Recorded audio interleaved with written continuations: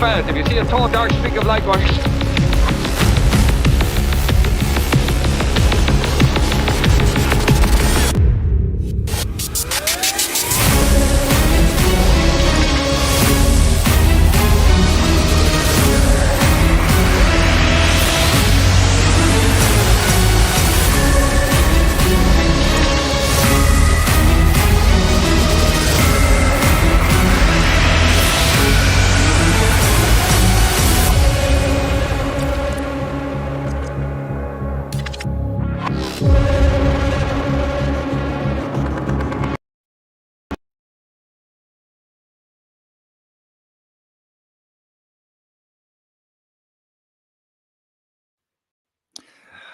And good evening, one and all, and Merry Christmas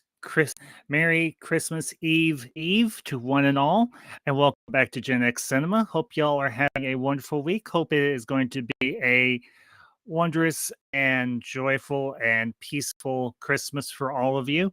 And we are back live tonight talking about a pair of what have become very classic and iconic films for the Christmas season, and one that you could say is also of dual theme, of course, that being The Nightmare Before Christmas.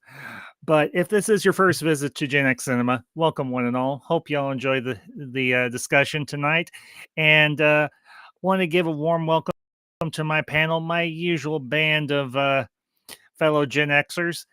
You know them, you love them, and if you don't, you need to have your head examined. I tease. But give a very warm welcome to Connie Clearly. Hello. Mrs. Alicia Victoria Parker, and her better half, Mr. Jack Beers. And we are expecting Mr. Ego himself, Mr. Chris Knight, here in a little bit. He's running a little bit behind, but we won't hold that against him because, well, we love Chris. So, yes. Ladies and germ, good to see you all again. Glad to have you on board. And Merry Christmas Eve to all of you. Merry Christmas indeed. Rudolph is getting ready for his big day tomorrow. Yes, indeed. And as I mentioned in the intro, tonight we're going to be discussing a pair of Christmas classics, The Nightmare Before Christmas and the Santa Claus film, Santa Claus from 1985, starring John Lithgow. And if I remember correctly, the actor who played Santa's name was John Huddleston. So, but we're going to kick things off here because we don't stand on a whole bunch of ceremony. So let's get into the discussion, and we will start off with A Nightmare Before Christmas.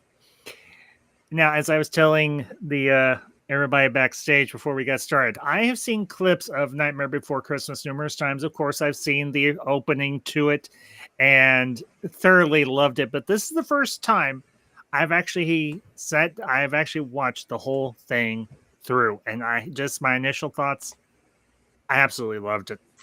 This is one I'm going to start watching probably every Halloween and every Christmas because, well, it fits for both holidays. So,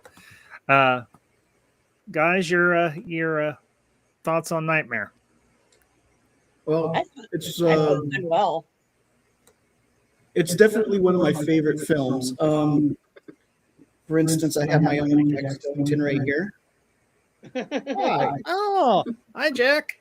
And what I love about this is if you understand like how they made the let me try to put it right there. If you understand how they made the film, they used hundreds of different heads to yes, they used hundreds of different heads to make him express, emote, and everything.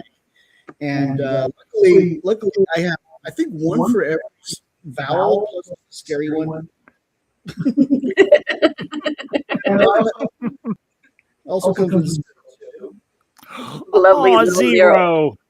Little zero. Zero yes. goes Yeah, his little nose does, especially. It's really cool when we do our Halloween displays for sure. Yes, but what I love about it most is just the overall style.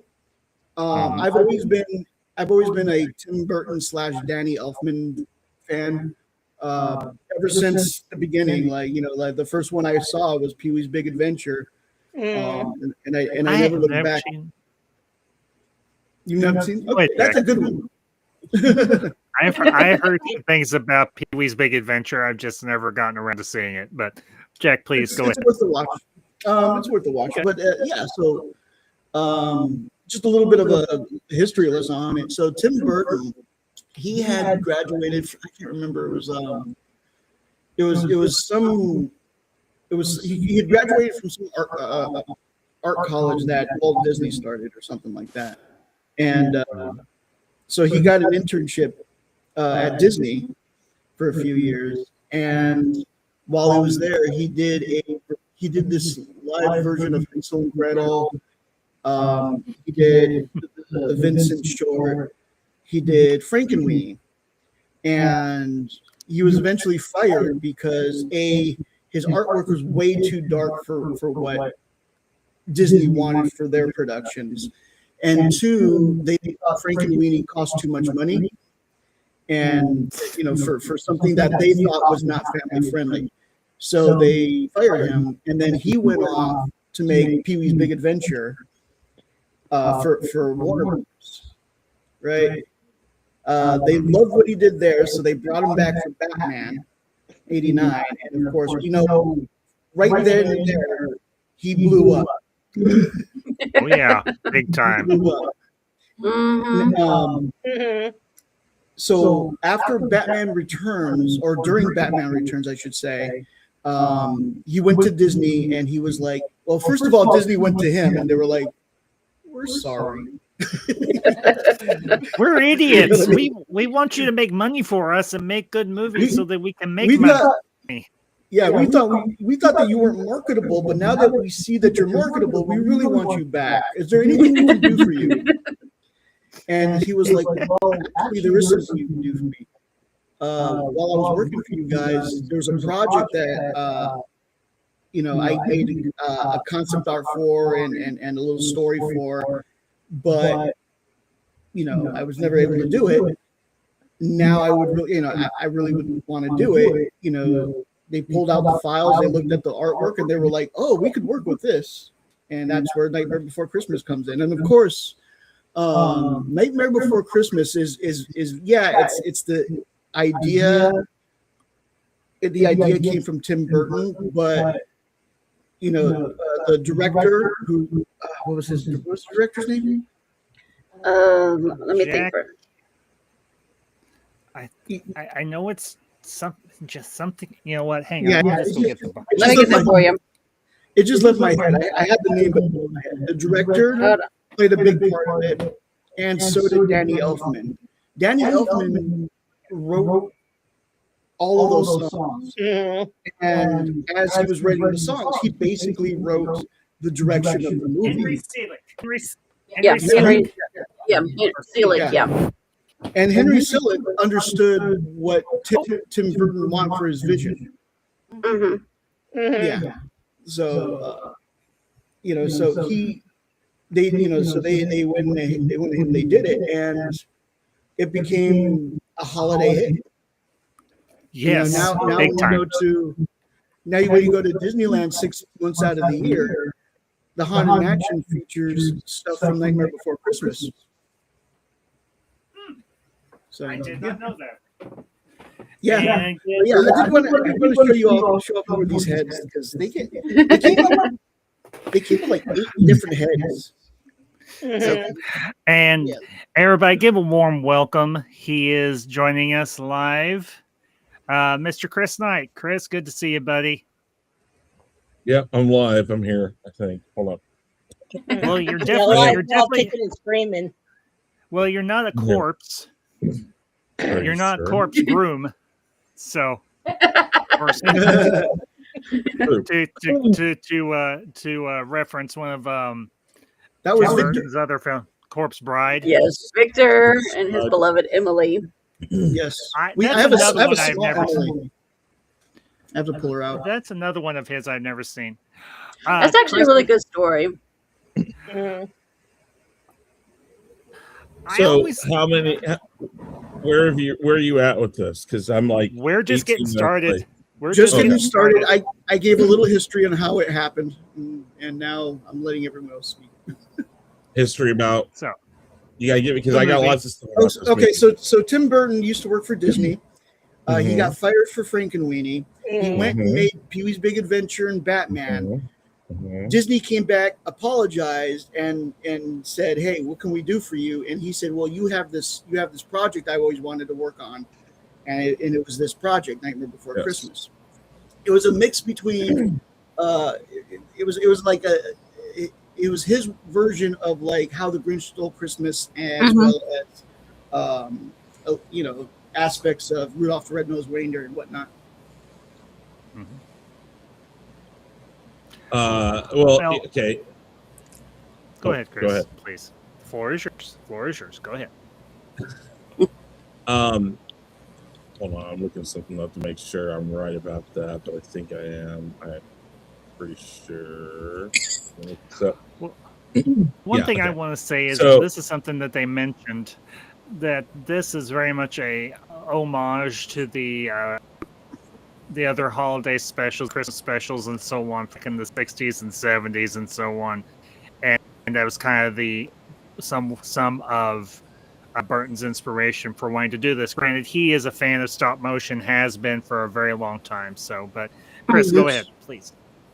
This movie. Okay, so the same person who directed this directed Coraline, and a lot of these two movies have a lot of similarities.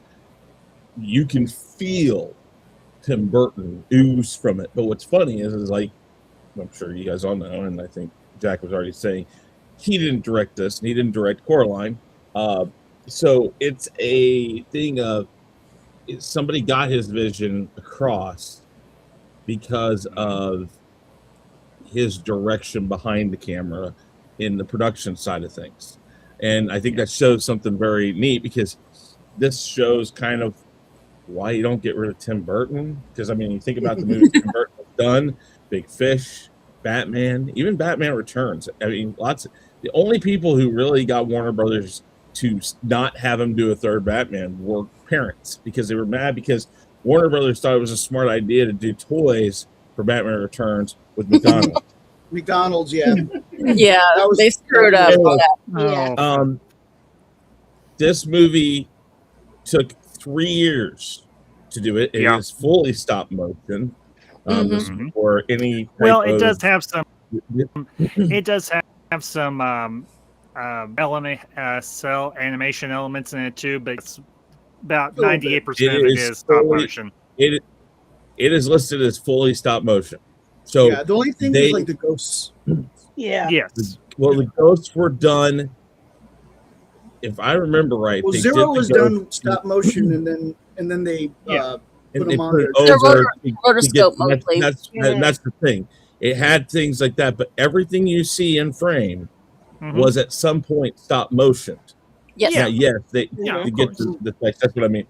If I remember right, it has like 110,000 different frames. And of course, Jack Skellington shows up in other films. He's in Beetlejuice. He's in James the Giant Peach. So this is a recurring character. I didn't realize.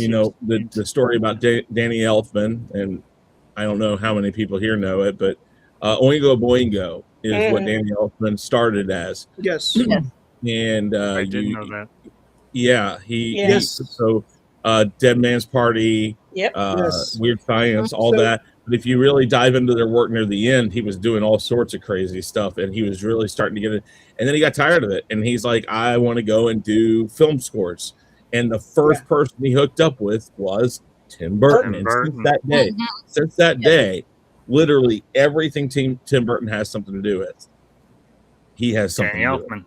There's only one exception to that one, because it's the Peter Jackson, The Frighteners. That's the only exception where Peter Jackson was teaming up with Danny Elfman, because Danny Elfman did the theme for that. But you hear a lot of the themes that he does, which are very similar to his other movies, Pee-wee, Beetlejuice. You hear it also with this Nightmare Before Christmas, when that one as well. So you can see that inspiration in all of those films. Danny Elfman also sings. He's the guy that sings for Jack. Yes. Yeah. Jack singing is Chris, Danny Elfman. yeah, if I remember correctly, Chris Sarandon did the speaking voice for Jack, Correct. but Danny Elfman did all the singing. Which honestly, Yes. I will say it. I know he's known primarily more for his composition. He actually has a pretty good singing voice. Yes, he does. So we actually so every year I think it's about every year in the Hollywood Yes, Bowl. the Hollywood Bowl. Yeah. Yes. They actually have they actually have like a Nightmare Before Christmas watch. They watch it on the big screen while they perform it. They perform the music live, and Danny Elfman's out there singing as Jack Skellington. Yes. Every year. Yeah. Yeah. They try to get all of the original people to come back and do their roles. At one point, they had Paul Rubens come and do Kidnap Mr. Santa Claus. Yes. The guy who does Oogie Boogie, he passed away recently, but he was coming back over and over and doing his stuff. And then at the very end of the show, when everything's done, he brings out Oingo Boingo and they do Dead Man's Party. Mm-hmm. Yeah, and then sometimes you see Catherine O'Hara, the voice for Sally, who's also She'll come out too. She'll come out as well, which not every really year, cool. but she will come out every once in a while, which is really cool as well. I mean, she's another Tim Burton staple because she's in the Beetlejuice film. She's also in a few other things as well. She's also she has the Home Alone connection also. And correct. There's a lot of things she has with Christmas also. Yeah.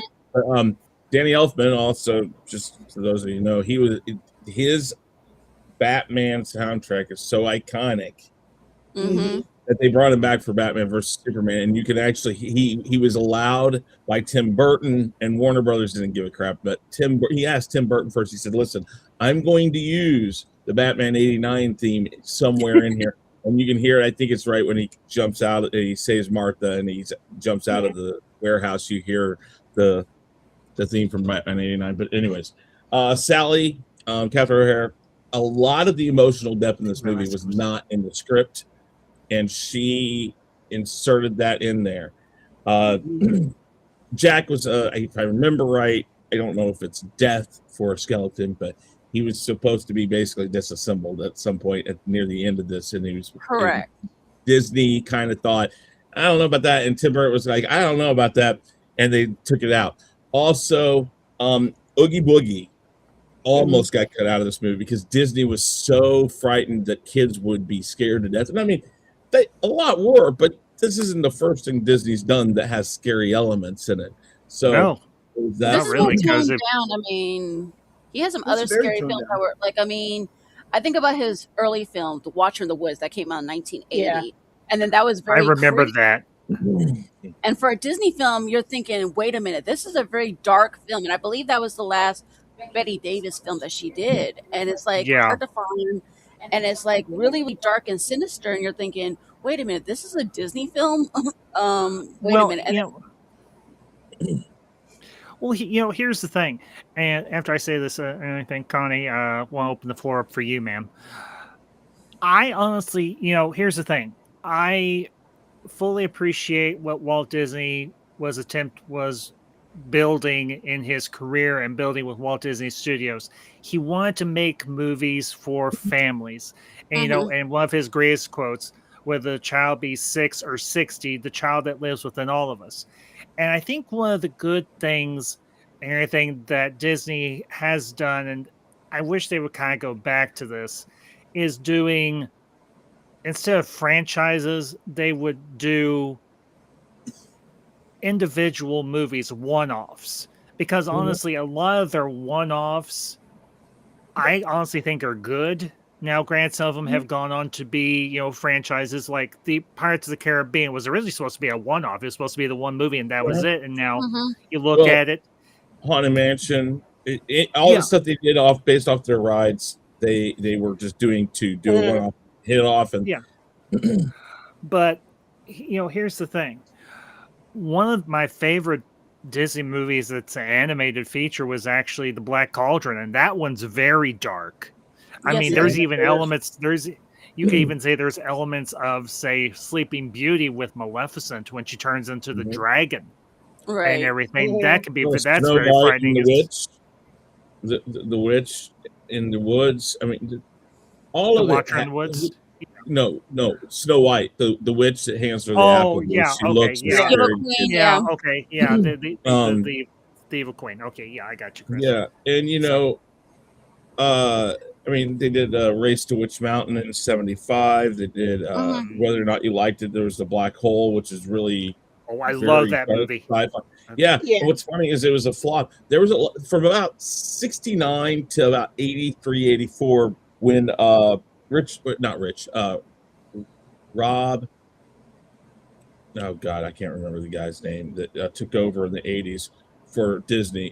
Disney like took over Disney for Roy because Roy was like, we're Oh, going down, we're Eisner. going down. Yeah. Roy Eisner. That's it. Or no, Rob Eisner. Yep. Mhm. He saved Disney with decisions that Mhm. helped them. And he went back to saying, let's do these animated films. Let's do one-offs. Let's just go right down the road. And I'll tell you this. If Disney kind of reverted back to some of that stuff, here's the thing. They did plenty of franchises, but they did straight to video franchises. They have Disney Plus. I don't see why they don't put a lot of this stuff straight to Disney Plus these days. I think every one of their live action remakes, except for the fact that how much money it costs them to do it, they should be straight to Disney Plus. But even me saying that, some of them I like a lot, but then I watched the live action version of Lady and the Tramp, and I almost threw something at my TV because the first 5 minutes of that was just terrible. Lady and the remember, Tramp I is wish one of I my didn't. favorites, and I cannot get past like the first 7 minutes of that movie. I just can't. It's like, oh God, no. It took me like 3 hours to watch that movie, and it was like I still haven't all the way through. I still have you not. will not miss anything. I promise you that. So back though okay. to I refuse Nightmare. to go back to it. Oh yeah, Yeah. no, I won't. Connie, your thing we've brought up thus far, Nightmare is I'm always bringing on what you guys are saying, and on everything. okay. Well, let me go ahead, Chris. I was just gonna say, I see Jack's little doll there.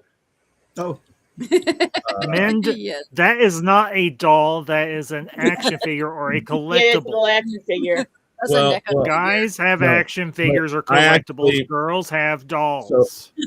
I have all these heads. Doll. Well, no, you I have don't, all- because here's Yeah, the he thing. I does. have a friend. No, because I have a friend who works for 20th Century, well, now 21st Century Studio, whatever the hell they're calling it now. 20th That's where I got my- Century that's where I got my- Studios, yeah. Get it right. That's where I got my Han Solo from A New Hope. That's where I got that. It's actually based off of the original one that they were to use screen. It's a little different on the legs, but anyway, he has one of 20 sets that they gave out of the full set Oh, of Jack Skellington posable.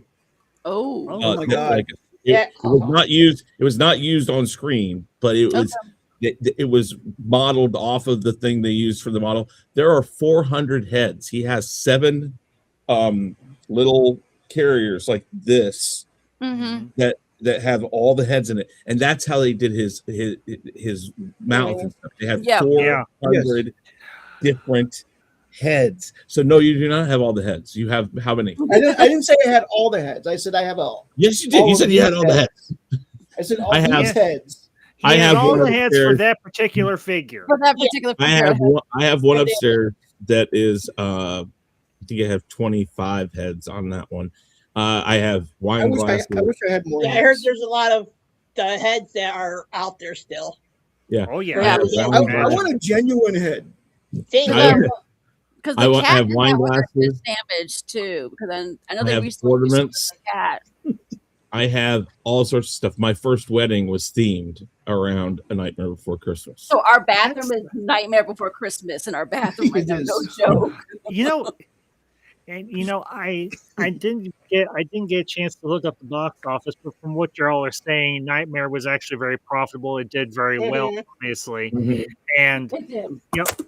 the thing is, Nightmare Before Christmas has really become a bit of a it has become a cultural icon in a lot of ways Mhm. because you see people with tattoos of Jack and Sally or both of them together or an amalgamation of them.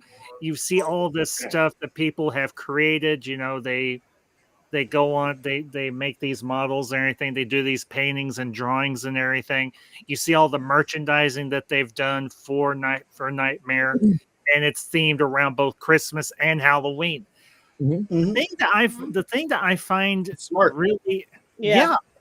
Well, you know, and I don't think that was originally Tim Burton's intention per se, you know, to have all this merchandising. But if you think No. about it, if you think about it, it almost lends itself to this much merchandising because Mhm. it's within within two holiday seasons.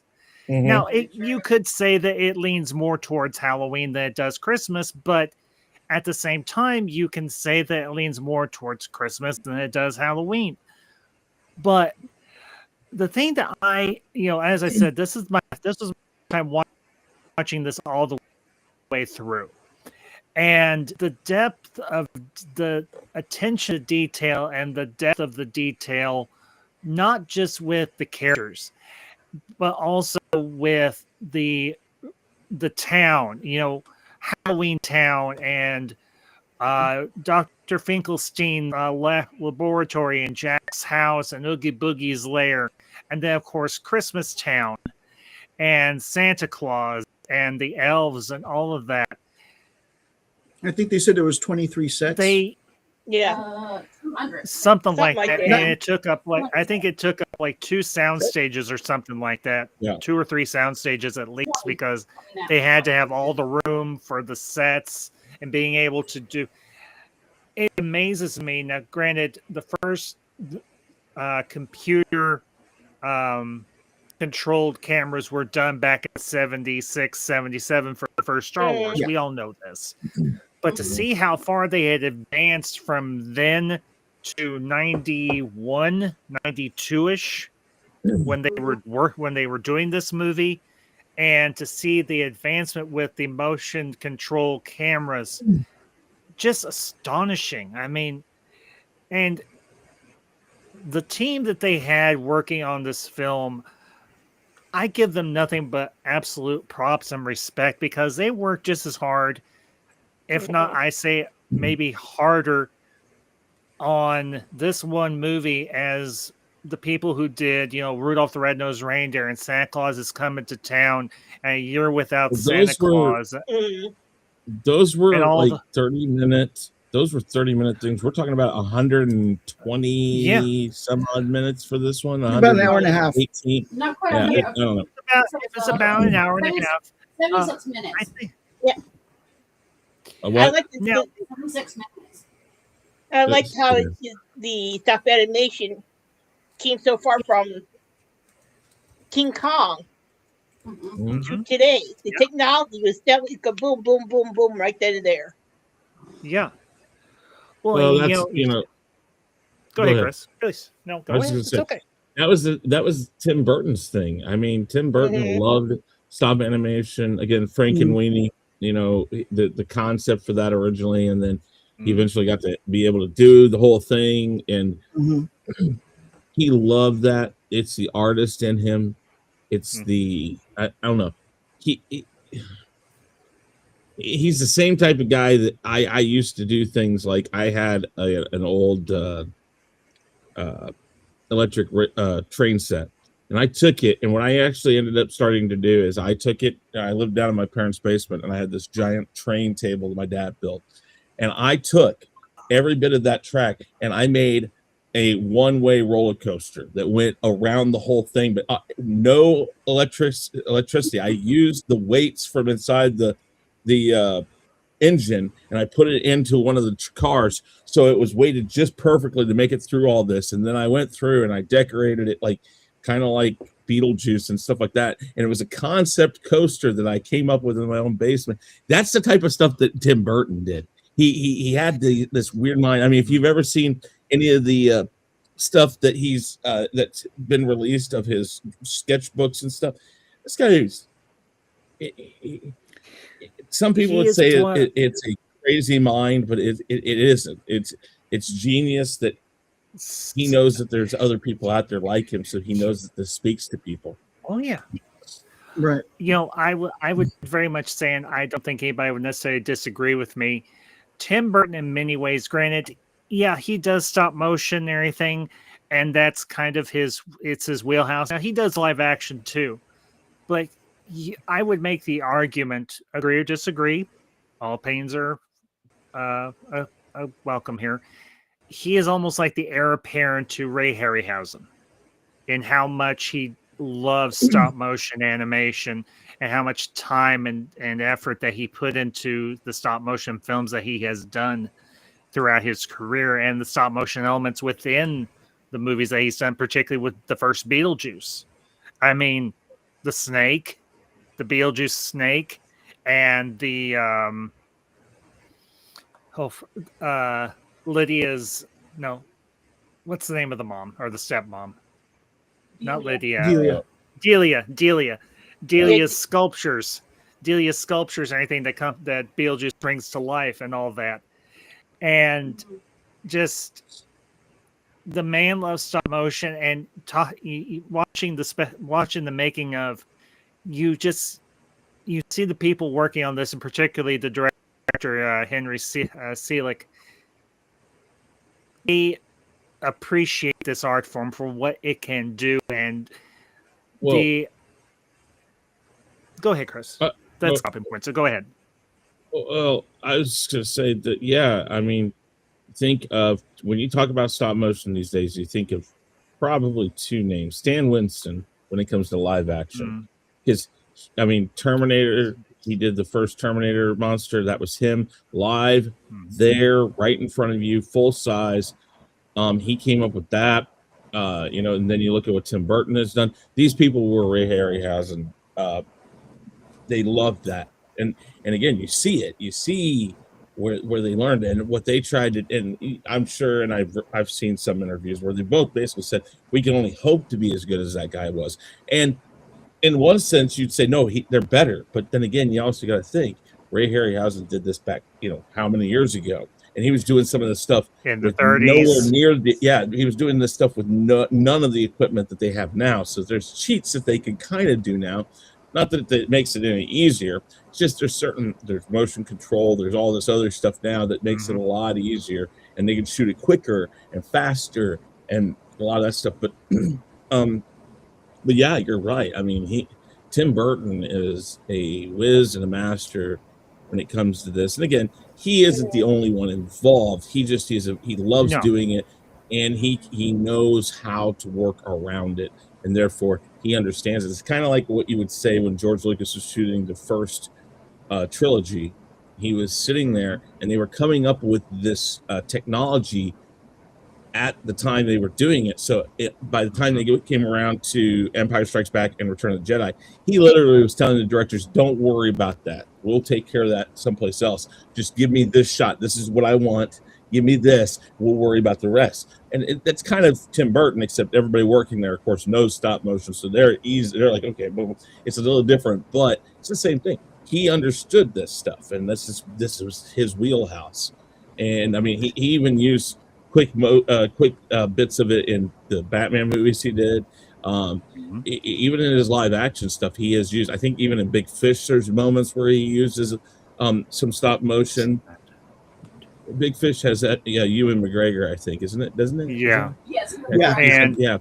And there are some really kick-ass scenes in that movie that it's a fever dream in some senses, but it's a beautiful movie. Okay. Well, we've talked a little bit about the ins and outs of how they've done it. The idea behind the movie itself, we got this guy, Jack Skellington, obviously the Pumpkin King, the King of Halloween. There is none better. Literally, as they sing it, scream so loud, make you jump right out of your skin. But he's going through, and the thing that I love is the fact a stop motion puppet, and becomes so connected to him, and what he's seeking, he's looking for something more to his life and to, bring something new into Halloween Town instead of just the same old, same old. And you've got Sally, who's also somewhat of kindred spirit. She's been created by Dr. Finkelstein, the mad scientist. I wouldn't necessarily call him a mad scientist. I just call him a slightly deranged scientist and everything. But who's somewhat of a kindred spirit. She wants to be out on her own and be independent and everything. And she's like everybody else. Everybody admires Jack. They respect Jack. But there's something more, everything. She feels more for him. And we can go down this rabbit trail a little bit more. But at one point in the movie, she almost has, if y'all are familiar with Greek mythology and so on, she almost has a Cassandra, the prophetess Cassandra. She has a vision. Yeah. She's a seer and everything, in a manner of speaking, and everything. She has a vision of what's going to happen if Jack goes through with his plan. But you have to admire what Jack is trying to do for his community and in a way also for himself, but he's not a selfish individual. He loves what he does, but he's seeking something more. So I've kind of opened that. So let's dig in. And let's go first, please. Yeah. Okay. Go ahead. So I think it's a common thing because all of us want something besides the monotonous routine of our life, basically, and we want something to break away from that. I mean, I think that's we are drawn to pop culture, or we're drawn to the cinema, or drawn to, say, gaming, or music, or books, and so I think Jack is, like, in a way speaking what we're thinking, saying, you know what, I'm tired of the same old routine, working 9 to 5, so to speak, and just saying, you know what, I'm tired of being noticed as a pumpkin king. Let me find a way to just jazz it up a little bit and get a little bit spark for our lives that we might be missing. I think one of the things about I think the biggest part of this, what you were talking about there, is imagine this: Jack and all the people in Halloween Town are like, let's just put Americans, okay? Let's just throw America out there. But we've never been anywhere. We don't know what's in Europe. We don't know what's in the UK. We don't know what's in Australia. So when you find these doorways to Easter and to Halloween, or not to Halloween, but to Christmas and these different holidays, that's like their first chance to explore. And that would, if you've never been overseas, if you've never been to Paris, if you've never been to London or something like that, the first time you go there and you're looking, you're like, wow. And I mean, even sometimes if it's your second or third time there, there's so much there that you're not used to. You walk around the town you live in right now, you are blind to the things that most people, when they come, they're like, oh my God, that's so cool. And you think, oh yeah, I guess. I mean, I don't know, because you live there. You're so used to it. So everything in Halloween Town is normal to them. So they see the different things and they're like, oh my God, there's something else. There's somewhere else. And he's kind of I don't want to use that name, but he is the Ponce de Leon. He is the Norse. He is the Norseman. He is the first explorer to set foot on a new plane that people in Halloween Town hasn't. And what he's like, I want to share this with people. So it is kind of a relatable story, got dressed up in the guise of a Halloween / Christmas movie. Mm-hmm. Yeah. So I agree, because it's so like, yeah, what he's saying is like, you're bored of what you do, your daily routine, right? And Jack's been doing this probably for hundreds of years at this point. Longer. And so he's kind of tired of it. And yeah, he's never explored before. He had no idea what those other trees were about, but he saw the one that was the shiniest. He saw the shiniest one, and he explored it, and he was enthralled by it because it was something new. and something different, something he could think about and exercise his intelligence with. And that's why he decided, well, I'm going to do Christmas this year. I'm going to take what I know about Christmas and I'm going to apply it, you know, to my town, my Halloween town, and we're going to have our own Christmas, right?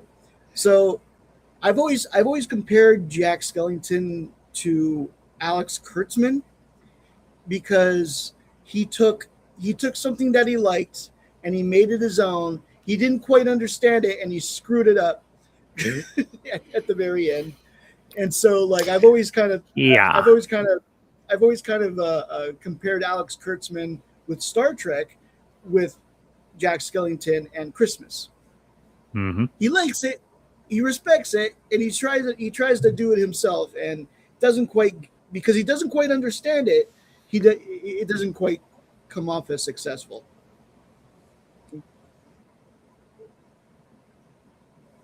Okay. Yeah, that was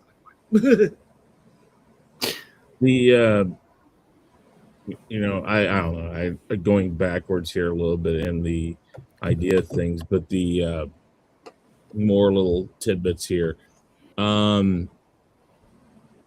The spiral hill that they used was made out of a spring covered with foam, and it was one of the most technical pieces they used because they had to, with the stop motion, they had to uncoil just right. And so that is like one of the most marvelous things you could see in stop motion. To think that, and like I said, everything was practical. Even the flames in this movie was done by stop motion. I mean, that think about that. Mist, even the drips off of Jack's head when he first comes out of the well. That's stop motion. Then trying to think. I mean, but I don't know. You go on and on about this movie. For instance, also at the beginning when he's doing "This Is Halloween," the skulls you see, the line of skulls, those are all based off of Tim Burton sketches that he had, and they just threw them in. So there's like all these little Easter eggs. Later on, one of the packages in the remastered versions actually has a little Mickey Mouse head. Disney was very scared of this movie. Yes. And again, as Jack said, they wanted to make up something to him, and they agreed to this, but they were still very scared of this movie, and it took them probably about 10 plus years to really just latch on and say, yes, this is a Disney movie. They released it on Touchstone. Yeah. I mean, like everything. Well, you know, like a lot of things that they were, that or Buena Vista, those were the two ones they always threw it out about. But the thing about Buena Vista was it was very obvious. It was a different division of Disney. Most people didn't know about Touchstone being a part of Disney until Down and Out in Beverly Hills came out, and everybody's like, oh my God, there's nudity in a Disney movie. and you know, that was Sally in this movie was a technical nightmare. Unlike Jack, she had a face. actual heads, but they had to paint every one of the mouths on there because of the stitches. Because for continuity's sake, it was the only way they could really get it done. But it took, I think they said, twice as long to get the scenes with her in it done than with Jack alone. And so those things were. She had this removable face. And so, because she had a full head of hair. I remember that much. Yeah. If you go behind the scenes, there's actually, they actually show you like them replacing her face. Yeah. And so they remove it, and it's just eyes. It's creepy as hell. It's just eyes, right? And then they put another face on there, the one that's supposed to, whatever they need for that. And then, you're right. Then after that, I mean, but the other reasons why she was kind of hard to do is because she was sometimes there was more of her. Yeah, with all those stitches and everything. So, so other things about this. Oogie Boogie was it's a fan theory that he is the culmination of all of the things that aren't wanted from Halloween Town, failed experiments, the bad emotions, and all that. So he's almost like a refuse pile. That's where he comes from. There's a theory on Zero the dog that Zero the dog was actually Jax when he was a person, and that it only shows up when he's alone. I mean, he shows up occasionally in other parts, but he shows up most when he's alone or in need of a companion. So people believe that that's his spirit animal. So It's possible. Well, I've heard another theory too, and this one's a little more outlandish. Real quick. Jack, put that up with his nose right up on the camera. Yes, he's got the jack-o'-lantern nose. Yeah, most people don't know that who watch the movie. They don't realize that the glowing nose is a tiny jack-o'-lantern nose. Yeah, it's the glowing nose. I never noticed that. The glowing nose is a homage to Rudolph the Red-Nosed Reindeer, but obviously the twist to it to make it original is that it is a jack-o'-lantern. Yeah. Huh. I hope it glows red instead of orange. But it's so the contrast: Christmas, Halloween. Oh, your mic again.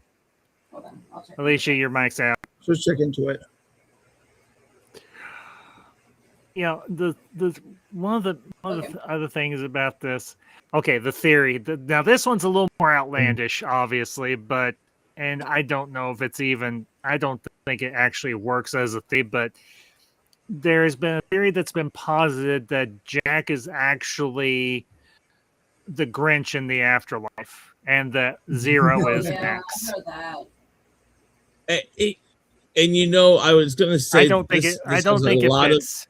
No. Well, I was going to say it has a lot of similarities to the Grinch, except for that Jack is not out to destroy anything.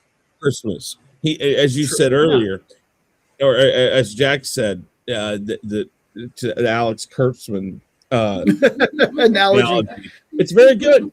He doesn't know what to do with it. Like he says, "What's this? What's this?" It's like he's enamored by all of it, and he wants to do the right thing, but then he starts doing things he knows. So he's like, "Okay, I have to give gifts. So I'm going to give it a shrunken head. I'm going to do this," and it's all weird, but he's still doing it out of love. For it. Exactly. So there are differences, but like you said, if it's the Grinch after he becomes changes what he is at the end of the movie, there's a possibility. Yeah. So but then that means subconsciously he doesn't know he was a Grinch. We're going to go down this rabbit hole for 5 seconds.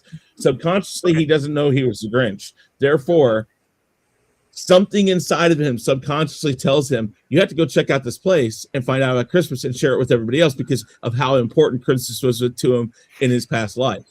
So subconsciously, he doesn't know it, but he's still drawn to it to put it out there. So you see, I can make it work for you. I can make it work.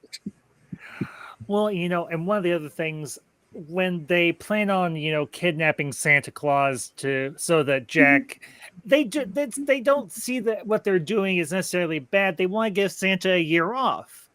So it's actually trying to do something nice. It's kind of like in the song at the beginning.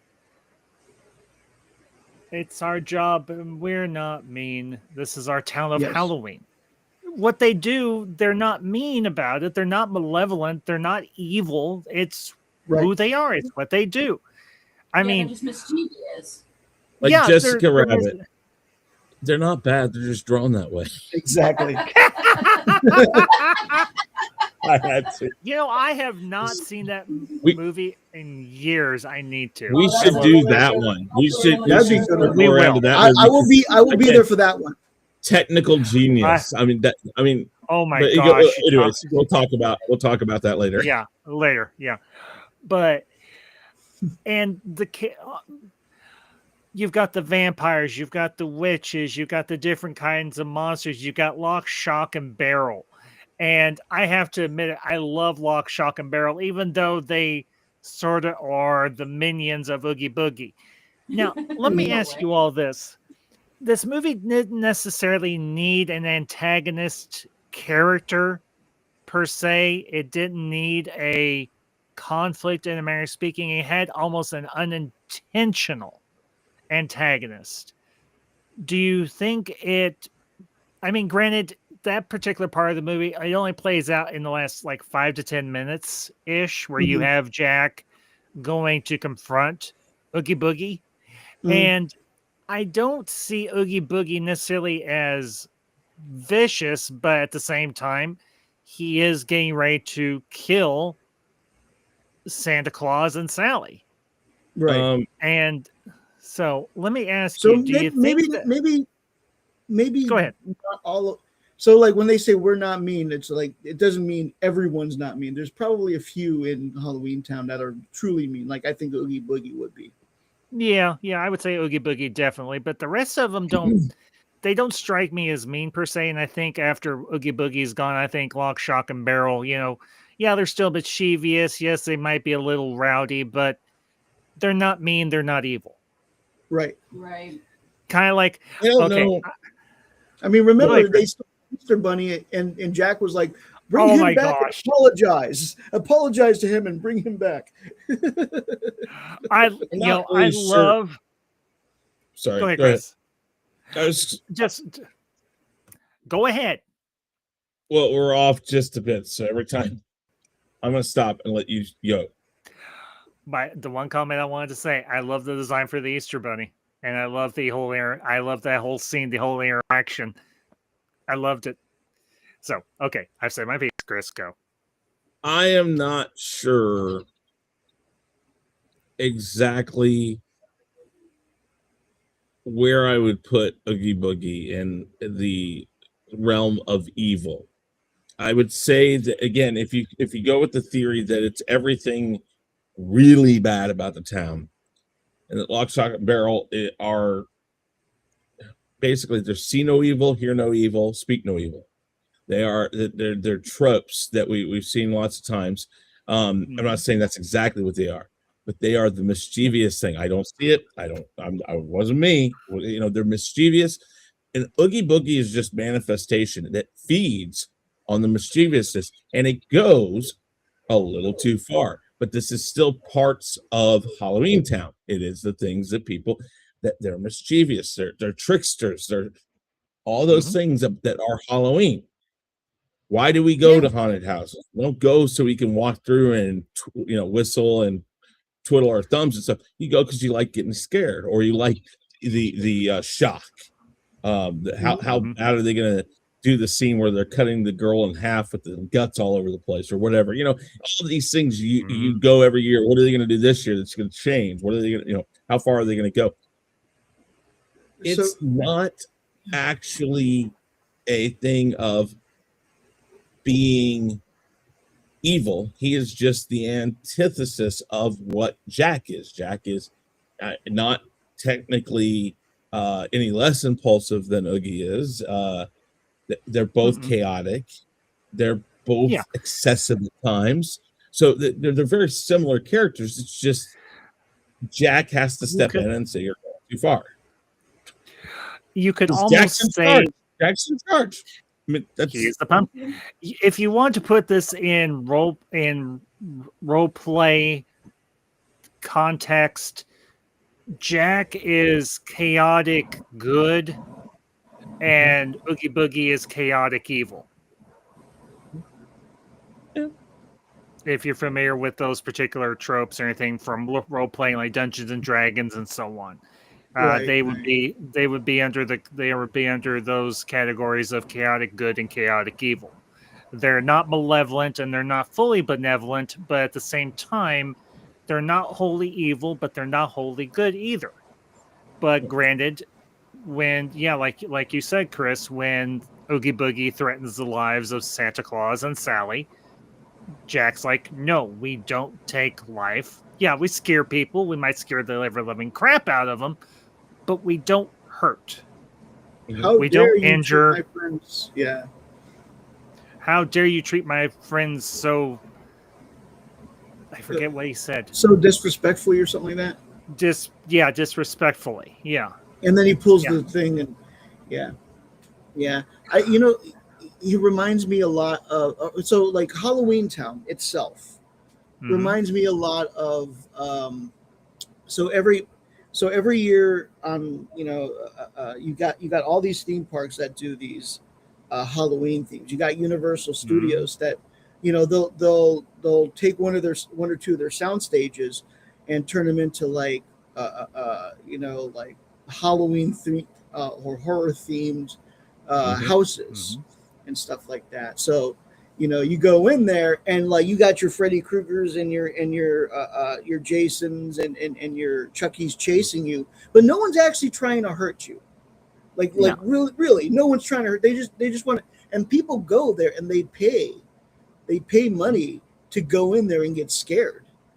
And they enjoy it. That's what they do. And the people who are, paid to do it, they enjoy. I would hope that to an extent they enjoy it too. Yeah. But nobody actually wants to harm anyone. They just want to give everyone a good time while they're in their land. Yeah, that's what it reminds me of. Yeah, I'm inclined to agree. Obviously with us just a couple of days out from Christmas, let me ask you, Christmas World or Christmas Town, the design of it and everything, it's a little bit askew from what we would expect, but at the same time, it kind of fits right into what we would expect. The design, what y'all think of the design of Christmas Town? I love it. Fun. Yeah. You bring up the Grinch. It's very reminiscent of Whoville. Very reminiscent of Whoville. Yeah, I thought of that myself. Even some of the scenes, like when she pulls the shrunken head out and stuff, some of those scenes is very similar to what you see in the Grinch, the original movie, and then the Jim Carrey One minor detail, when they do that scene, I noticed this. They'll show the children. They have children, right? But they'll show the children in that, but you never see the adults in that. They're either silhouettes or their faces are blocked. In Nightmare Before Christmas during that. That's by design. A lot of movies that are based, it's a child's perspective of things, and Jack is a child at heart, and that's why you see him. But any of the characters that are actually adult or of adult mind, it's like in Charlie Brown. Why do that's exactly what I did say that. Why do the adults go on? Because that's what kids hear. That's a whole other world up there. Exactly. A whole other world up there going on. So it's always told from the perspective of the children. Even some of the tricks they do in like Home Alone is like that, because at the beginning they shoot Kevin most of the time from upwards, downwards to make him look small, and then at the end of the movie they start shooting him upwards, so it makes it look like he's grown up, like he's learned and become more adult or more reliant on himself. So it's tricks of Hollywood, but it is very much they did that. So you're correct. Of course, the I'm one correct. thing.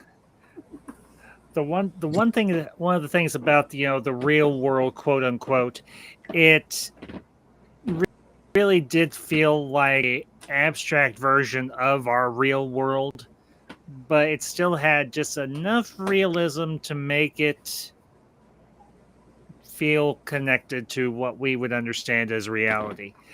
The one thing that I found interesting is the large rows of artillery cannons. Now, that's another Alex Kurtzman thing, is like when everyone was attacking him about how bad Star Trek was, he was like, they're celebrating us. Yes.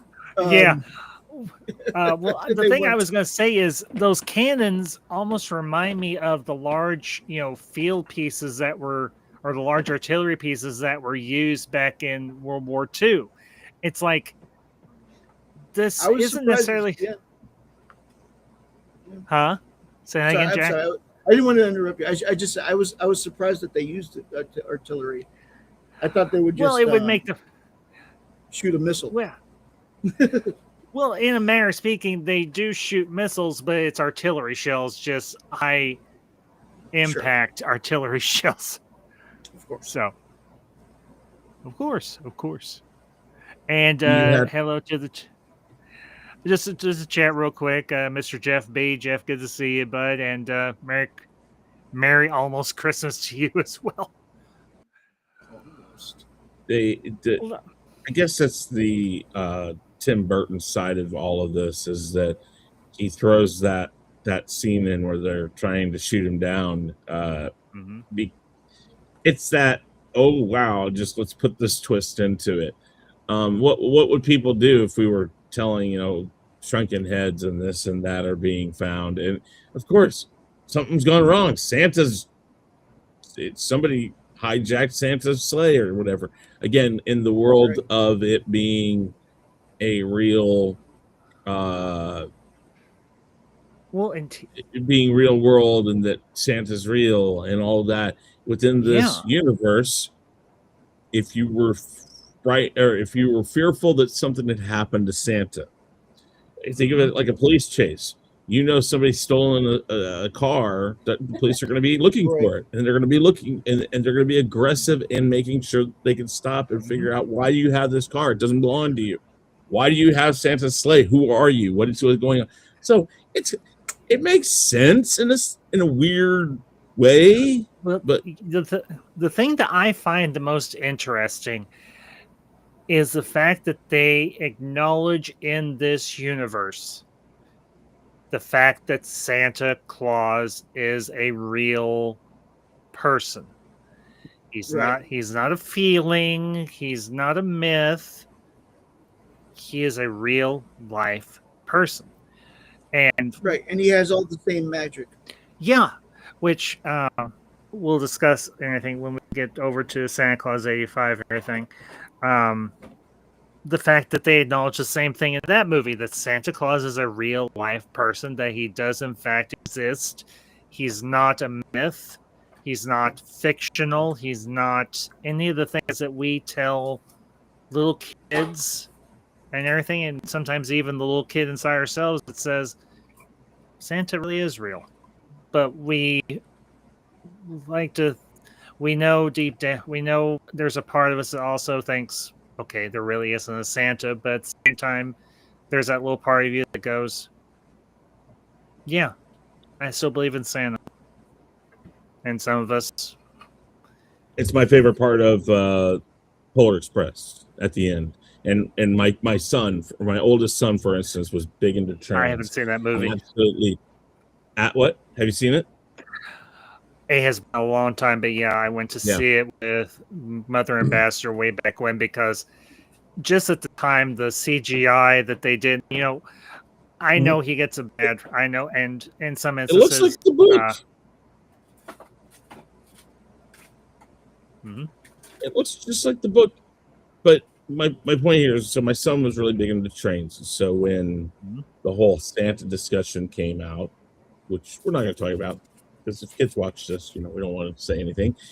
But when that Santa discussion came up, I referenced Polar Express. At the end, he talks about, I can still hear the bell, because he still has the spirit of Christmas.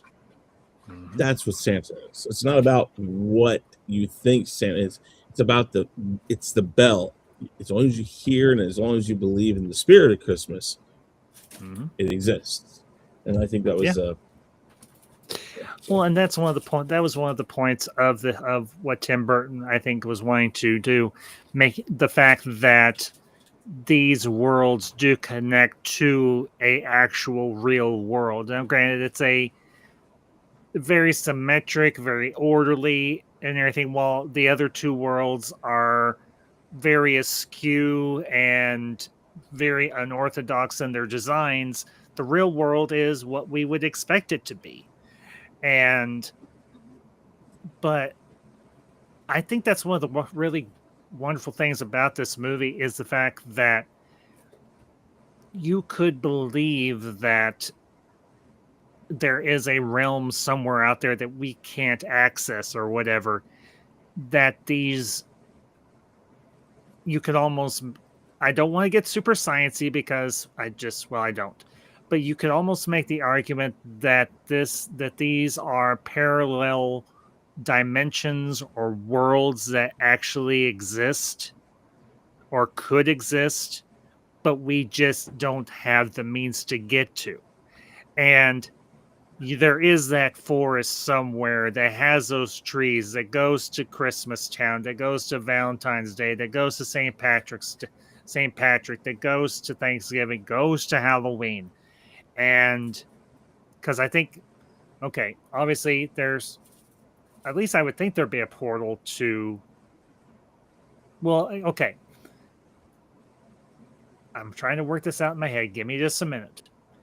Obviously, there wouldn't be a tree to Halloween because Jack is already there. Mm-hmm. But when he's coming back from Christmas, he would see a tree that does go back into Halloween. I think So they show that. I just swore they showed something. Yeah. Your mic's out again. You got to turn on your mic. Alicia, It's on. no, it isn't. We can barely hear you. Or lower it closer to your mouth, please.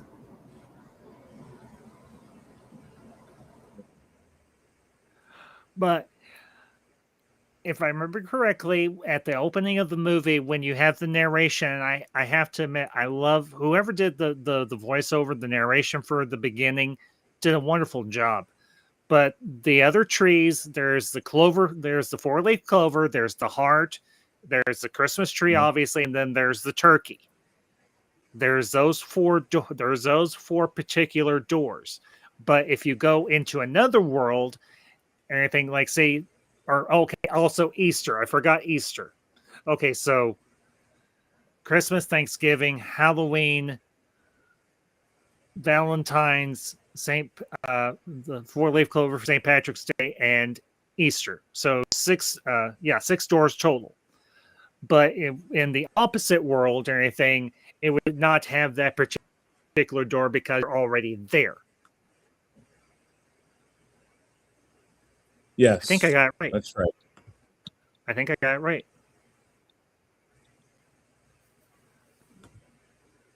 Wow. Oh, yeah. No, I'm looking at that here. Yeah, it is. Yes, the door to Halloween Town is shown in The Nightmare Before Christmas. Yes. So appearing as a pumpkin themed door. That's what I thought. Yeah. So the woods exist in each section, the magical woods. And then at a certain point, you get to the circle grove of trees. And in, like you said, in your section, that door doesn't exist because you're already there.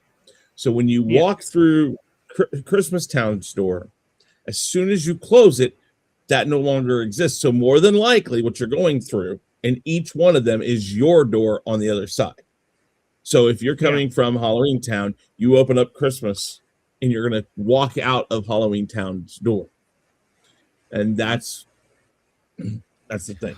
So I always wondered, would they've ever considered doing a sequel? Well, and I've thought about that, but the what would question you is, do?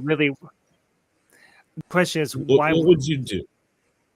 Yeah, honestly, I'm kind of glad they didn't, but at the same time, there's a part of me is like, I don't want a sequel, but I at least want to see what each of those worlds might look like. Like, I'd want to see what Easter looks like. I'd want to see what Thanksgiving looks like. I'd want to see what Valentine's looks like, because that would actually be kind of trippy, I think. I would want to see what St. Patrick's looks like. Cupid. You would have Cupid. You would have a leprechaun. You would have things like that. Probably. I think that you would, again, so the first thing, which Hollywood never does when it comes to sequels, is ask yourself, what would make that movie worth doing? What? Okay, so one, would it be Jack again? Well, no, you wouldn't want to do Jack again. So would you do Santa Claus trying to explore? Well, I wouldn't say so much Well, there. Is there what yeah, other holiday means? If you ask people as far as holidays go, holidays, the two biggest ones, are Thanksgiving and Halloween. Christmas. So and No, Christmas. Halloween Yeah. and Christmas. Thanksgiving Halloween. is a United States thing, and leave it to the United States people to think that it's as big everywhere else. Yes, Canada has it, but it's a month ahead of ours. And Thanksgiving is like Captain Marvel. They shoot it in Hey. between like Endgame and Endgame and Infinity War. But the question is I kind of had thought that in the past. I'm like, would you ever do a sequel to it? Well, what would you do? How would you do it? Because if you didn't put, if you wanted to do a sequel, it has to be of the same intrigue as this had. So if you don't put Jack in it somewhere, people are going to be ticked off. If you don't have a moment with Jack and Santa, who have now experienced the flip-flopping of places and the flip-flopping of worlds, that understand the dangers of doing that, that has to be there someplace. Or perhaps they come and help save that particular group. I mean, could you make a sequel? You could, but is it going to have the same intrigue? Is it going to have the same impact? Yeah. Not the same impact. No. Yeah, that's my point. So I don't think Tim Burton would do that. Tim Burton never wanted to do Batman 2, technically, or Batman Returns. He never wanted to do it, but he was talked into it. And he's like, okay, fine, then I'm going to do my thing. And then he got blindsided for it. And I mean, I get That's it. gotta be. That is one of the dumbest damn things I've ever heard of. We don't want him back because parents got ticked off because they did McDonald's toys with Penguin. We decided to partner with McDonald's to make toys for this movie. That's smart. Well, it wasn't even that. There were several things besides that made it even. Yeah, I know, but you know what? Here's the thing. They brought him in to the first talks, and then he'd be like, "Oh wow," he's like, "No, we're not going to do this." He says, "I want to do this, this, and this." And in about 30 minutes in, he said, "You guys don't want me to make this movie." They said, "Oh no, we do. We want you to make this." And he's like, "I walked out, and I was done," because he's like, "They didn't want me there." Yeah. You know, here's the thing. Batman 89 is by far one of my favorite, superhero movies / also Tim Burton movies. But I will admit, it took going to see a anniversary showing of Batman Returns with a couple of my friends when we were all still in college. And finally, Mama Baxter, being the wonderful woman that she is, knocking up, she actually got me the 4. I refused to watch Batman and Robin, but she got me the 4-disc set of the Burton / Schumacher Batman movies on Blu-ray. Okay. Have you heard what the 5th one was supposed to be? Oh, we got to talk about it some other time. No. Time. What it was supposed to be. Yes, some other time. I almost don't want to know. I don't want to know. But it was actually very, very freaking ambitious. It was crazy. Okay. We can talk about it after we're done. Yeah. Yeah. But, and watching it a couple of times since then, I have come to really appreciate Batman Returns. Granted, my favorite villains will always be Joker, Riddler, Two-Face. Now, granted, the adaptations that they did for Riddler and Two-Face, Riddler fits. Two-Face, I think if they had stuck to the darker version that we were supposed to get with the Schumacher cut of Batman. Oh, yeah. Well, yeah, that too. Williams was supposed to do it, but they cut him out. Yeah, and they got Tommy Lee Jones. Now, I think if they kept a darker tone with Two-Face, it would have been better. But I still like Forever. Batman Forever. So, Yep. But Alicia, in terms of Yes, Chris. there you go. I can hear you. hey, yay! Finally got it fixed. Thank you. Yes, I had to We restart. can hear you now. Good. It's okay. It's Sorry about okay. the- Just, so what I was trying to say Alicia, earlier is okay. So what I was trying to say earlier is that Christmas Town reminds me of the old Puffs commercials with the tissues when they were saying use the tissue. Yeah. Oh yeah. Yeah, with the little kids, the way they Yeah, designed the little yeah, kids, I was and, thinking- like the elves. That came out after this came out, That's so what they I'm saying, actually spoiled them. Yeah, That's a good point. yeah, I can see Damn it, that now Puffs. because hey, Puffs brings relief to a lot of people. You should your disrespectful face. But they Wasn't for stole. Puffs, we'd all have. If it weren't for Puffs, we'd all have runny noses and we'd have to use our sleeve all the time. So you just shut your. So we'd all be 5 years Disrespectful old. There we go. So at least One of the Go ahead, other Jack. things I loved about Nightmare Before Christmas was its soundtrack overall. Not just the idea of the elephant, but they actually had other people cover those songs. I think there's a whole album with other people. They have Marilyn Manson doing "This Is Hollywood." Which sounds ridiculous. wow, that's intense. but it worked. That But it was works. released. That was Wow. released a few years after they did the tribute, whatever, to that. That's And I think, intense. if I remember right, Danny Elfman and Tim Burton picked the people who were going to do it. They invited them Yeah. to do them. And, well, yes, it's weird and it's kind of disconcerting. It works. It does. I mean, Marilyn Manson himself is disconcerting, but What else is new? but I mean, like, I mean, I've always had appreciation for his music. Maybe it's because I like dark shit, but that's also why I would like Tim Burton movies. So. Yeah, but here's the thing about Tim Burton movies. Yes, they're dark, but they have a hint of fun. Yeah. And I think this is one of those movies that really personifies the dark but fun aspect of what his movies can be. Like with Beetlejuice, and we've discussed Beetlejuice before, so I'll just touch on this briefly. Yes, it gets a bit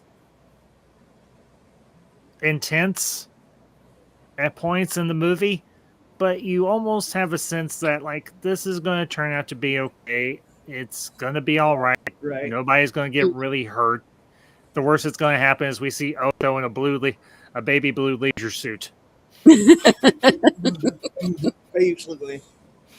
But I mean, And people did get hurt. I mean, the Maitlands died. Well, I they think that died, one but it couple, was I think that one couple you saw that got like hammered sky high. I'm pretty sure they died. maybe. Possibly. Maybe. Well, yeah, the Maitlands died, but they weren't like murdered or killed. It was an It was an accident. Yeah. So- Freaky thing. And let's be did honest. die. Who the hell dies like that? It's like a fucking. It's a Yeah, 2-foot creek. That dog is a murderer. A murderer. Oh no! Murder. I thought Murder is Santa what brings us together today. Sorry. You know, so speaking of Beetlejuice, that entire town is still there. Yeah. They still have that bridge. It's not over the that bridge cover is not over it. That's somewhere else. Mhm. But you can still visit the places. You can still visit where all those places were. And they even do that in the second movie. Mm-hmm. Cool. They revisit that entire town. That's cool. Yeah, okay. Let me ask you all and everything, and you cannot say Jack or Sally. Well, okay, I don't want to. Well, okay, you can say Jack or Sally, but who are some of your favorite characters? From say Halloween Town. I like the mayor. I like how he's What I like listen like to he's Jack? like this weird he's like this weird head turny doll thing, and like he likes to put on that happy face because he's a politician, but in real but inside he's the other face. He's scared. He's very like scared of losing his job. He's a mayor, so like he's scared of losing his job, and it's like he really needs to plan Halloween. Starting with the 365th day, or else he starts to panic. So There's only 364 days left. I liked him. Mhm. What's going on? Hold on. I don't know what happened. I think. Oh,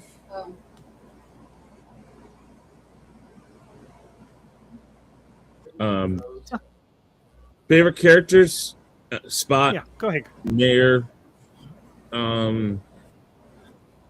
You're there. Can you hear us? yeah. Yeah, I can hear y'all. Oh, talking to her, not me. I Sorry. don't know if Jack can hear us. My favorite characters are Spot, the mayor, and What? Lockshot. Who's Spot? What? No, not Spot. I'm sorry. I'm thinking of Do you mean Zero? Zero. Thank you. My brain. Revoke the nerd Hey. card.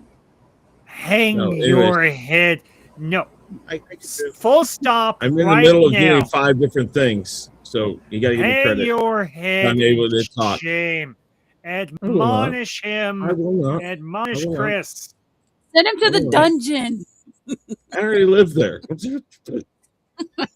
Hang your head in shame, I sir, do not for hang my head in misnaming. For I'm misnaming sorry. I'm Jack answering. Skellington's I am answering emails and stuff that I have to answer. So I I don't apologize. care. You should, I don't. but you should.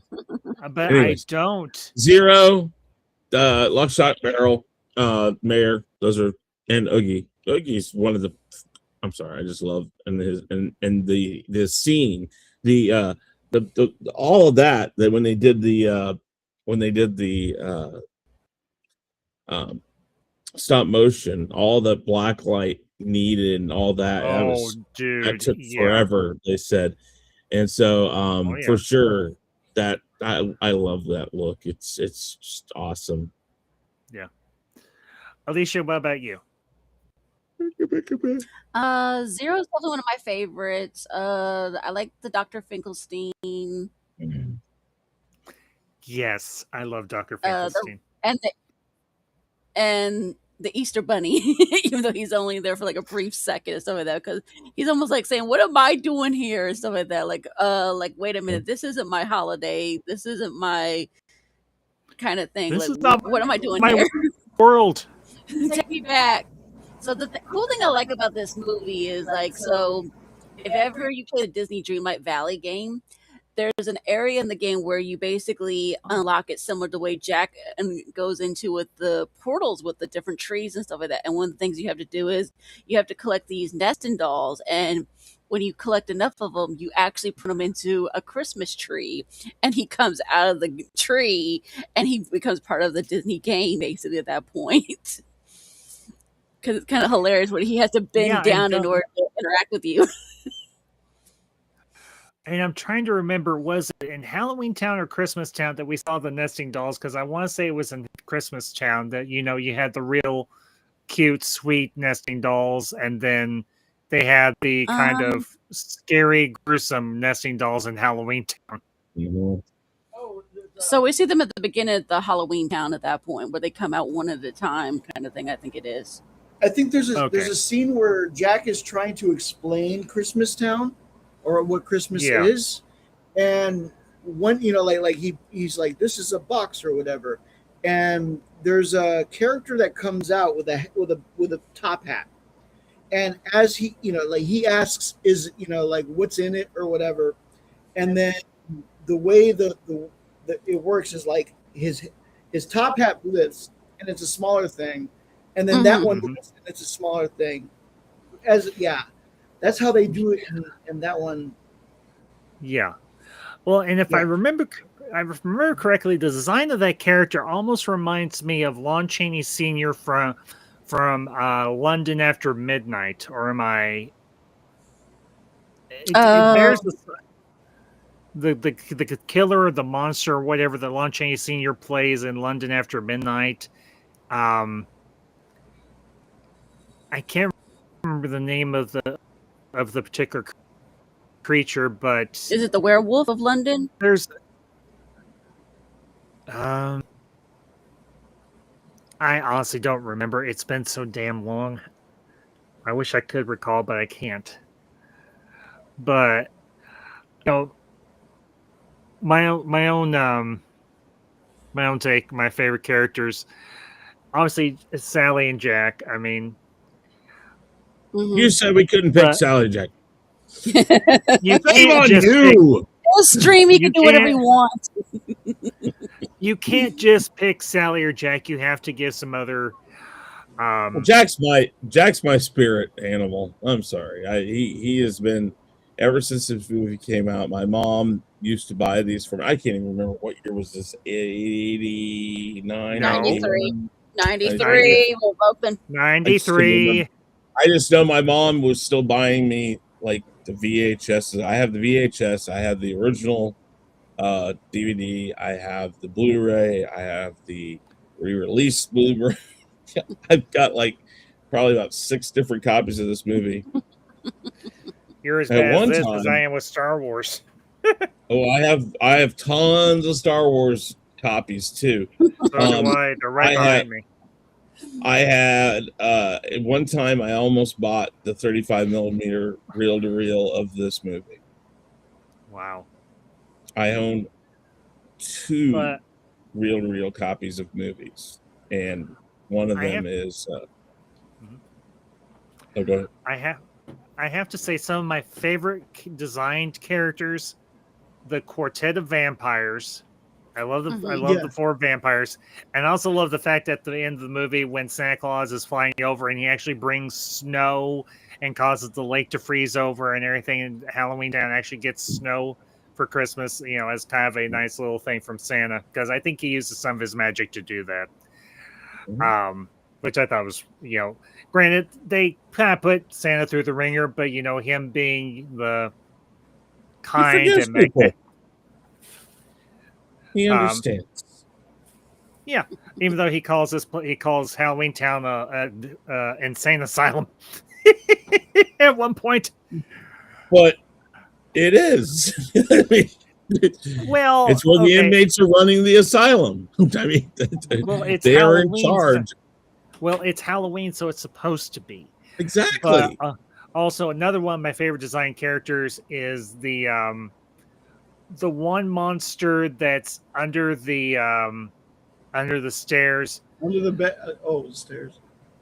Yeah, under Yeah. the stairs with um, fingers like Teeth. snakes and spiders Oh, at no, my hair. fingers. I love that. I love that one. And the werewolf, that's another one I really liked or anything. The thing is, these are all icons of Halloween that we recognize, but Burton put a nice little twist on them. I will say the design for Santa Claus is a bit unorthodox, but then again, I have to say this is Tim Burton, so I can't be altogether surprised. I can't be altogether surprised that Santa Claus would be a little more.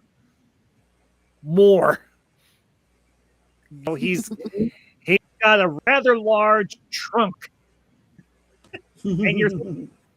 What does his sleigh look like? How does he fit in it? because he doesn't appear like he's heavy per se, but there's a lot to him, and you have to think. Out. He's magic. Yeah, well, you also have to think, what's Mrs. Claus feeding him? Too many milk and cookies. Yes. That's the other movie we're going to discuss here in a few minutes. Is with Santa Claus 85. But I have to admit, now that I've seen this all the way through, I see why it's so endearing, why it's so charming, why it's so. Had you not ever seen it? Until I watched it the other night, all the way through. No, I never have. But now that I have, you weren't here when I mentioned this, Chris. And I think this is for anybody that's will catch us on replay or catch it. I've seen clips of Nightmare Before Christmas. I've seen many, many, many clips of it, and I thoroughly enjoyed those clips. But this was my first time watching through all the way from start to finish, and I understand the attachment to it that people have. I understand the, at times, obsession that people have for it.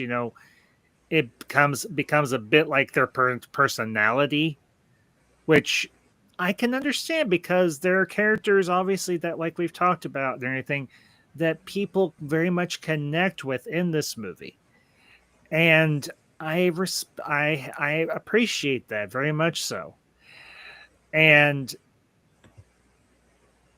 I admire Jack's passion and his spirit for wanting to do something for the people of Halloween Town, not just that, for the people of the world.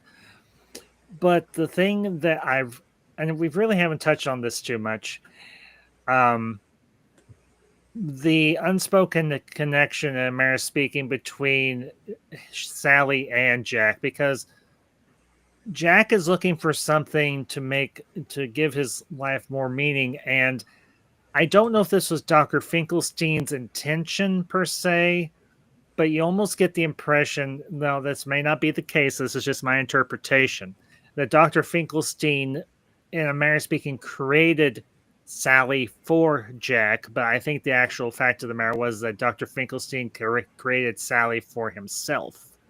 Yeah. But then he ends up taking half of his brain and putting it into another body, and can essentially get the Bride of Finkelstein. Yeah. Well, they, the Frankenstein's monster is very much a part of that, but there is a part of it that you do get the feeling that maybe subconsciously he created her for Jack. Yeah, you got to remember, Jack's a big part of everybody's life there. Jack is while he's not the mayor, he's like a president. He's above the mayor. He's above everybody. Everybody looks to him. He is the king.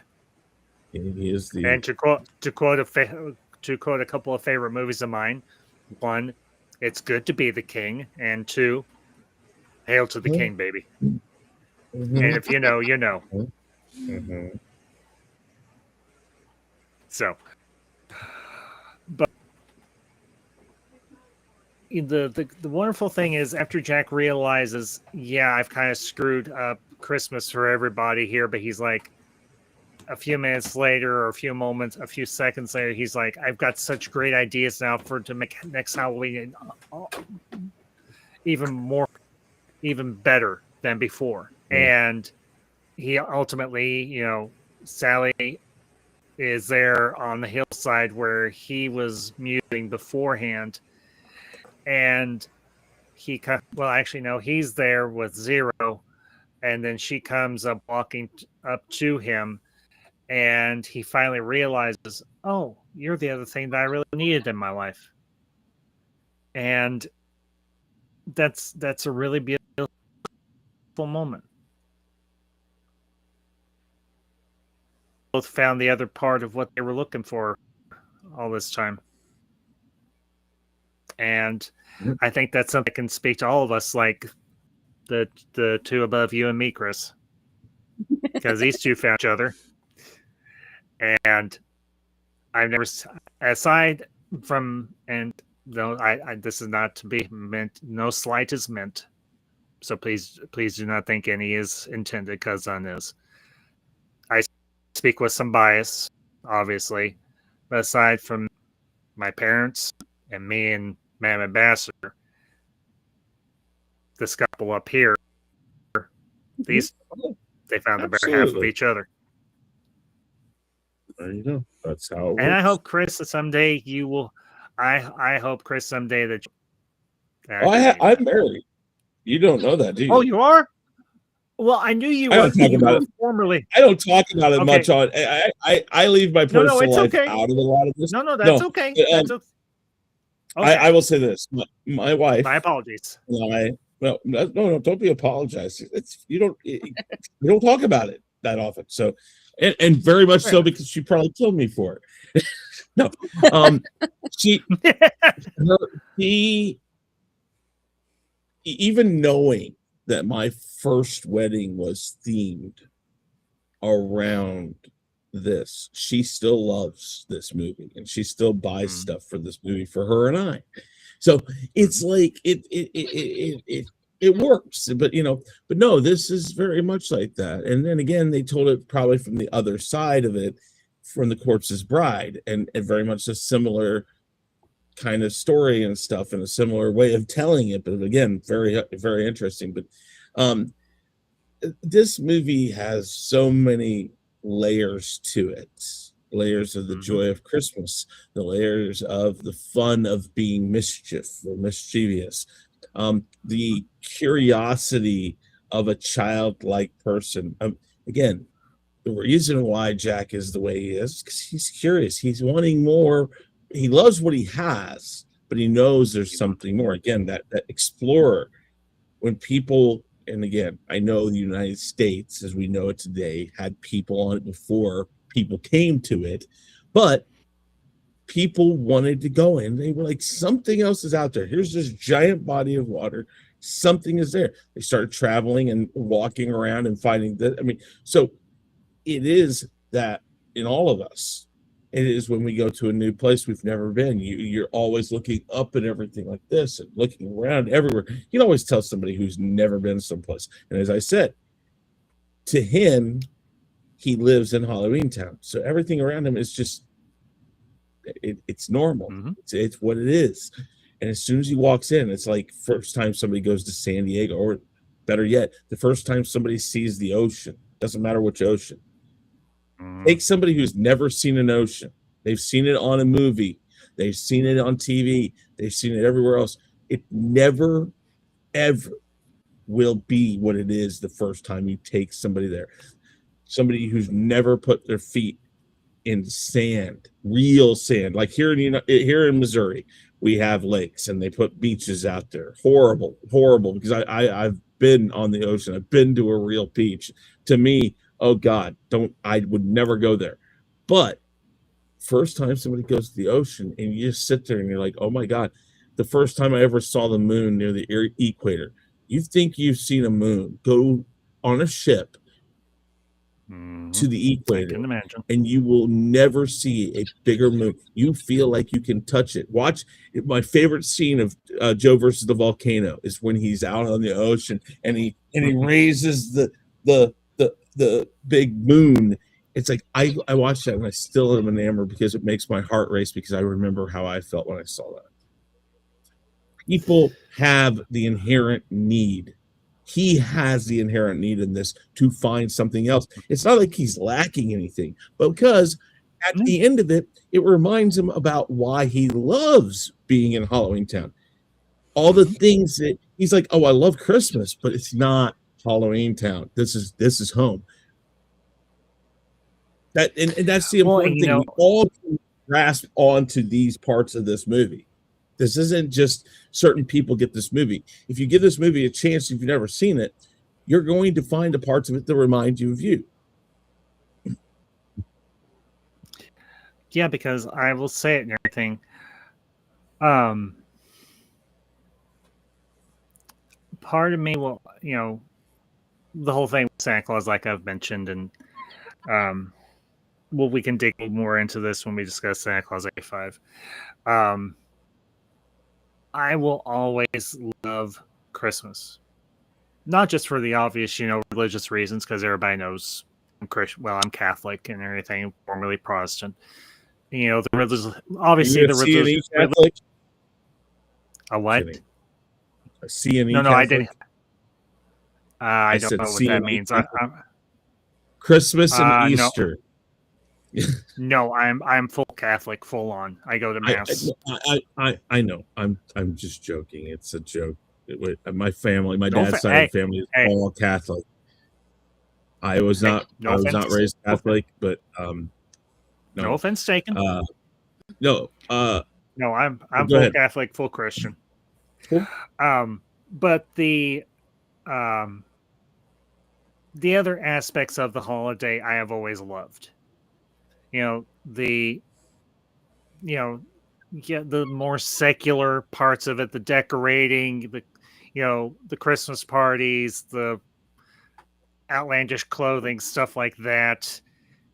All of it's fun to me because it's something that my parents and other people in my life instilled in me. But as I've gotten older, I still love Christmas, obviously. How can you not? I'm not the cynic like like a lot of people are around Christmas time. Yeah, I recognize there's a lot of commercialization and so on, secularization to a degree of Christmas. But if that's all you want to see, that's all you are going to see. And that's kind of what Jack is dealing with, because that Halloween is all he literally knows. But now that he's had this experience and he's come out of it transformed, or he's had a change of perspective, he understands this is what he's best at, but now he has a renewed sense of purpose and the enthusiasm to make Halloween truly even more exceptional than what they did last time. It gives him a renewed sense of purpose because he learns what Santa means to Christmas, and he realizes that he is that to Halloween. Precisely. And, as I've gotten older as well, and this goes more to Halloween, I've gotten a lot more, when I was growing up, always went trick-or-treating, always dressed up, Halloween parties at school and whatnot. And, when I got older, working and everything, and, hey, can we dress up? Yeah, you can dress up. Just make sure it's something appropriate and you can work in it. Okay, cool. And then, decorating and everything. And when me and the missus were in college, we'd really go kind of bonkers for the kids and everything, the other students, to decorate the dorms and around campus and everything. But this movie really exemplifies the joy that can come from these holidays if you don't just focus on the negative. If you have a mindset like Jack or like Sally or the people of Halloween Town, and either the people that live in Christmas Town, you understand this is your place. This is what you're meant to do. This is your niche. And you do this because you love it, and you do it because it brings something special into the world. Yeah, unfortunately, my Snoopy Santa hat is packed away somewhere. I couldn't find it this year. I can't put this over my headphones, so it's like this. That's is okay. As I can't. But what's on the front of it? Because Darth Vader. Oh, okay. All right. I was gonna say that. Okay, fair enough. Yeah, unfortunately, my Snoopy Santa hat. For those of you that have seen it before, I have a Santa hat that's got Snoopy ears on it and a bell on the end, and it jingles. So, I have multiple of them. Somewhere I have a pink camo one that I wore for a few years because people thought it was crazy that I wore pink camo. I'm like, why not? You know, who cares? I was like, I don't care. I'm just trying to. Yeah, I have. Hold on. Let me see here. Hold on. Geek. Hold on. Just a second. Christmas geek. Hold on. Well, I do want to spend at least a few minutes. Jack, Alicia, I know you're going to bounce here and everything once we start discussing Santa Claus A5.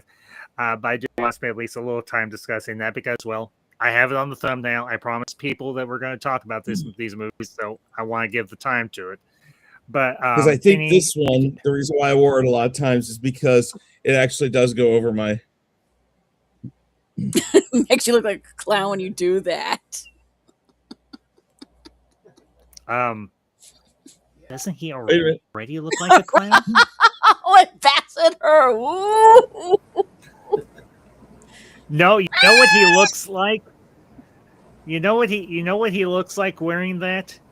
He looks like one of the elves from Santa Claus 85. Oh wow. Yeah, no, so these are this movie encompasses both of my favorite holidays. It's I am a huge It does nut for everybody. For Halloween, I am a huge nut for Christmas. It is what it is how I feel about it. Unless you're a godless atheist who has no joy in their heart, how can you not enjoy Christmas or Halloween? But especially Christmas. Unless you're some godless, bitter, angry atheist, and yes, I'm going to say it, and no, I don't care. Come at me, I don't care. Is getting in the way. That's what she said. Yeah, well, your ball's getting in the way. Sorry, I'm playing with my ball. Don't you think you want to leave that for your wife, Chris? I think he needs to. Sorry. Okay. Like I said, Alicia, Jack, any final thoughts on Nightmare Before Christmas? Because, like I said, I know y'all are going to head out once we start talking about the other movies. So I'll open the floor to the two of you. At least for me, it's definitely one of my favorite Tim Burton movies, and Tim Burton is one of my favorite directors, and Danny Elfman is one of my favorite composers, and this is one of my favorite stories. As you can see, like you got your memorabilia. I can respect that. I got a bunch of memorabilia, as you can see behind me. I got me some Oogie Boogie socks, and I'm very happy with. I'm really glad that this is out there, and I'm really glad that everybody. I'm really glad that I'm not the only one who likes this movie. That's it. It's just you're part of a legion of this. The fandom for this movie is legion. It's massive. We brought this up earlier, and I forgot to bring it up. Just about $110 million is what this made, like 108.4. Yeah, about and that. It only cost 25, so it made about four and a half times what it cost. And that's just the box office. That's not the merch. Well, yeah, okay. I'm not talking about the merch. The original box office was like 50, so it was about double, and it did well. I mean, it was considered good. A lot of people love it, but it's one of these movies that has found a place in people's hearts. And again, I will go and I will die on the hill that Die Hard's not a Christmas movie. It's a non-Christmas movie, but these types of movies, and Die Hard, for instance, because enough people follow it during certain times of year, it makes it a cult favorite. Die Hard is a great action movie. It is a cult Christmas movie, and I totally disagree, but I have given it the non-Christmas movie title. And that's fair. What I say is what McTurnan said about it. Originally, he did not plan for it to be a Christmas movie, but enough people have, and if that's what makes you happy in your heart, if it takes explosions and a couple of yippee-ki-yay mother effers, then so be it, I guess. I just don't. Just like how Discovery is a non-Star Trek. Now I have a gun. Now I have a machine gun too. And you have to. Right. Okay, I will say this because they did a roast a number of years ago, and I'm sorry that his health has declined as badly as it has. But As Bruce Willis once said, Die Hard is not a Christmas movie. It is a Yeah, I Bruce played that. Willis movie. Yep. I played that this I past have to- Sunday. I have to agree that it is a Bruce Willis movie. It is. It's probably one of his most iconic. I'm Yes, just- Very true. It is. That one among That and others. Pulp Fiction. Pulp But Fiction. Pulp Fiction Yes. belongs to so many different people. yes. True. And I'm still mad that I am mad at you retroactively for not inviting me to Quentin Tarantino movies. I didn't know you would be into it, for Pete's sake. I Weird, didn't know crazy, you would be nutty. into it. Of course I would be into it. No, I didn't know that, Chris. You Excuse should've. me, I wasn't So You know what? Go sit. You know what you can do, Chris? You I can know go sit something. on a chair. Now I've got two balls. Oh Lord. Yeah, they're both soft and fluffy. How do you know? Alicia, any Yes. final thoughts? Anything on? So Nightmare I Before think Christmas? this one is what kicks off as Tim Burton, where he's like the kid-friendly type of person with his movies and stuff, and help bring Disney back onto the map at this point. I mean, Disney was in this Renaissance era, and it's showing that okay, we can do stop motion, and Tim Burton is part of the Disney franchise now. Mm-hmm. And he's had some good movies with Disney, and he's had some not so good movies with Disney. Very true. Through the Looking Glass.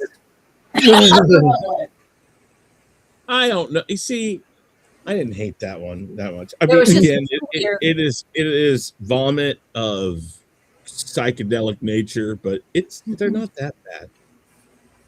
No, they're That's 'cause worse. you're weird. That's because you're weirdo. Thank you. Yeah. Yeah, you're a weirdo with two fluffy balls. Two soft, fluffy balls. You got to keep them that way. If they get too hard, then they don't work properly. Oh Lord, Merry Christmas, weirdo. balls made of steel, but don't kick me in the nuts. No, that's a Limp Biscuit quote. Oh It goodness. is. All right. Well, let's go ahead. Alicia, Jack, thank you all for being here tonight. I appreciate you all. And of course, we'll see you next time. And of course, to you, my friends, Merry Christmas. I love Merry you. Christmas. Love you guys. Merry Christmas. Bark, bark, bark, bark.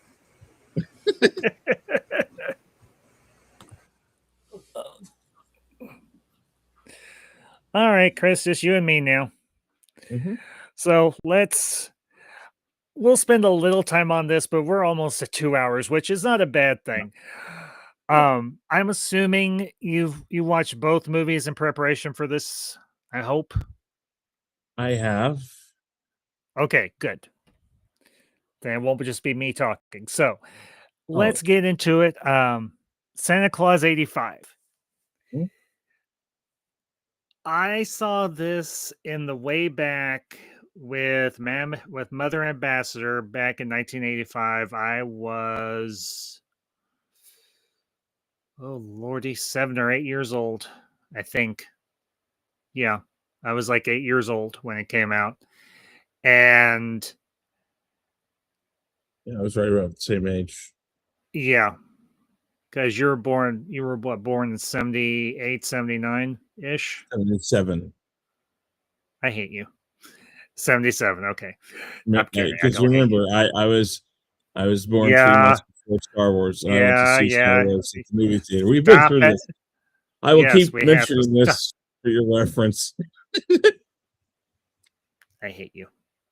Well, Not really. I love me. Well, and somebody else loves you, so that's good. I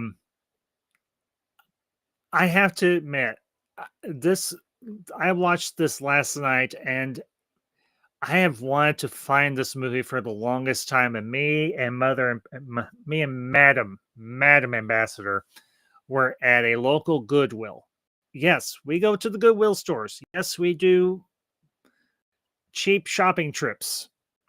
I find no shame in that. And just by sheer absolute chance, I found a copy of the 20th anniversary, the DVD and of Santa Claus 85. I was like, honey. She's like, what? I was like, you're not gonna believe what I found. She's like, what? I was like, it's the Santa Claus movie from 1985. She's like, isn't that the one with John Lith, whatever his name is? I like John Lithgow. She's like, yeah, where he plays the unscrupulous toy maker BZ of BZ Toys, and it's also got Dudley Moore's Patch the Elf, and excuse me, watching this last night, it unlocked a whole mess of very, like I said earlier, sweet and bittersweet memories, because this to me is this to me is probably one of the best performances of Santa Claus that's ever been put on screen, short of the two versions of Kris Kringle from A Miracle on 34th Street, whether it's the older gentleman from the black and white or if it's Richard Attenborough, or excuse me, Sir Richard Attenborough from the remake with Mara Wilson.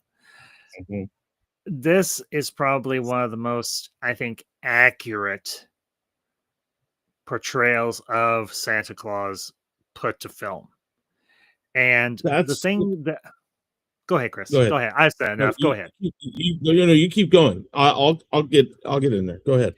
The last thing I was going to say, the only thing that, as I was doing research for this, and I didn't realize this at the time because, granted, I was young when this came out and everything. Overseas and in UK, it did well, but here in the States, it didn't necessarily flop. It just underperformed. It was considered a flop. And that makes me kind of sad, because this was a good, entertaining Christmas movie. Does it have some weak points? Sure. I'm not going to sit here and sugarcoat it. It does have some weak points, but the intention and the idea and the energy and passion that was put into this movie, you can't deny what they created here. And it makes me a little sad that this movie and everything, to varying degrees, has kind of been forgotten. You know, you've got the Santa Claus with Tim Allen. You know, like I said, you got the Miracle on 34th Street films and so on, and you've got the different stop motion features like Santa Claus is Coming to Town. Now, I will say this: Santa Claus is Coming to Town, the one that's they use, I think it's Fred Astaire as the narrator and everything, the postman for Santa Claus. I love that I love that story too and everything. I love that special because I think that's another good adaptation of the myth of Santa Claus. But for me, this one, I think it's kind of become unforgotten, and I think it needs to be remembered, because the performances by John Huddleston, and I'm gonna have to look up the IMDb for this because I can't remember all the names of everybody. I wish I could, but I can't. But the performances and the design for the at the North Pole and all that, they did a marvelous job. They really, as far as I'm concerned, and it just, like I said, it makes me kind of sad that this movie flopped, but it has grown I think it has grown in certain cases a cult. It's grown a cult following, and I'm glad that it has. I Judy Cornwell plays. Okay. Judy Cornwell plays Mrs. Claus. That's all I was going to say. Go ahead, Chris. I would equate this to a big budget Hallmark movie. Um, And manner of speaking, yeah. and it was critically not received well because there was no big. It just felt like it didn't really go anywhere. I mean, it's a great adaptation. Oh God, what's his name? Who played Santa Claus? What's his name? Now I totally lost it.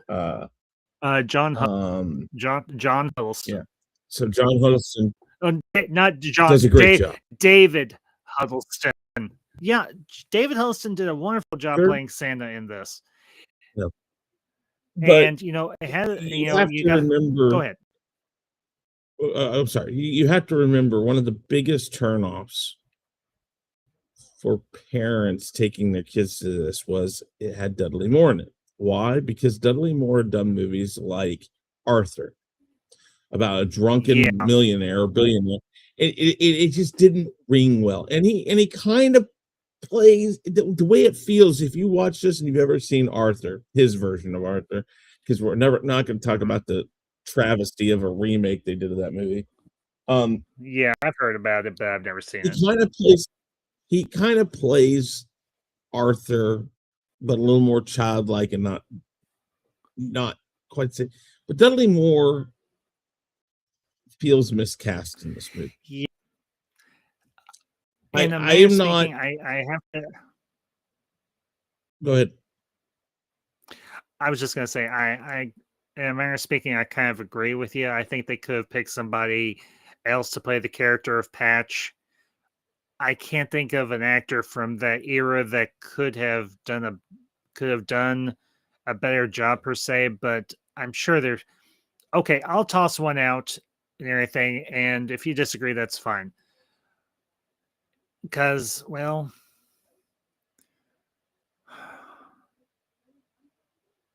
no, that wouldn't work. He wouldn't work either, per se. At least I don't think he would have. But if you watch this movie, go ahead. Oh, go ahead. No, I was going to say a possible alternative casting for Patch. Maybe Danny DeVito, but I think he would have maybe been a miscast as well because at that point in his career, he wasn't quite as what you would say child or kid friendly per se, or perceived as such, or anything. I'm trying to think of a good comedic actor from back then, but I'm just kind of blanking. So go ahead. Well, Chris. you could have probably put like Gene Wilder in there. That could have worked. Gene Wilder. For all of the weirdness of Dudley Moore being there, he did a great job. He does a good job. I think he does do a good job. And the longer you go, and I still have, I guess maybe for different reasons than you, I have mixed emotions about this movie. I agree with you on the point that it is a great representation and adaptation of Santa Claus. It's great. It's very done very well. Again, that is what you would think Santa Claus is, and it does give the vibe of the Miracle on 34th. Or it gives that same vibe, and that does say something. But at the same time, this movie, probably its biggest fault was it was so ambitious. They build this as the story of the real Santa Claus. They leaned into, like, there was almost a historical reality to this. And so they promised so much, and they got a lot out. I mean, again, we're still dealing with special effects on a huge scale. They were putting people on behind, I think it was like 40 to 50 foot rear projection screens to do the flying scenes. They were using puppets for the reindeers. Yeah, animatronic. This was like one of the earliest movies or anything, except for maybe the Star Wars movies. They had several animatronic characters, and primarily the reindeer, obviously. and you can tell where it's real reindeer. You can also tell where it's animatronic. But here's the thing. You can suspend disbelief and think, okay, these reindeer, they have a more mystical quality or magical quality to it. So they would have a little more human-esque personality to them. Not full-on human, but human-esque. Well, that's the thing, that they, even Rudolph, the stop motion movie, they all have a personality, and they continue that. Listen, the way that you can see somebody was touched by the way this movie was is if you watch the Santa Claus and how those reindeer react, because it's very similar to this movie. Yeah. The reindeer have their own personalities. And that's a nod to this. Yes. But again, this was such an ambitious movie. This was Santa's origin story. This is, where did Santa come from? How did Santa begin? All this. This was, nobody had ever tried to do that, because Santa just was Santa. Santa was there. And so all the movies just automatically started from the premise that Santa Claus is Santa Claus. We don't need to go into why. We don't need to go into what. We don't have to go into any of this. It's just, here's Santa. This movie wanted to dive into why. Where did he come from? What started it? And again, later on, things like the Santa Claus. The first one particularly. Touched a similar way of, we're going to look into where does Santa come from? How has Santa been around for all these years? So they touch things on how it transfers from person to person, things like that. And there's all sorts of, the story of Santa Claus is vast, and there's lots of different. It's very much a universal story. The thing about it also is there's real rooted origins behind what we know about Santa. Yes. Yeah. So, but they wanted to touch on those things. And when you do that, you're now touching on people's own beliefs and mythos. Yeah. And at this point, I guess, one of the things about the people back then, I'm not sure. I mean, again, nowadays, it's a cult movie. If you like it, you watch it. If you don't like it, you don't watch it. That's what it is now. But when it first came out, a lot of people said there's just nothing behind it. There's no real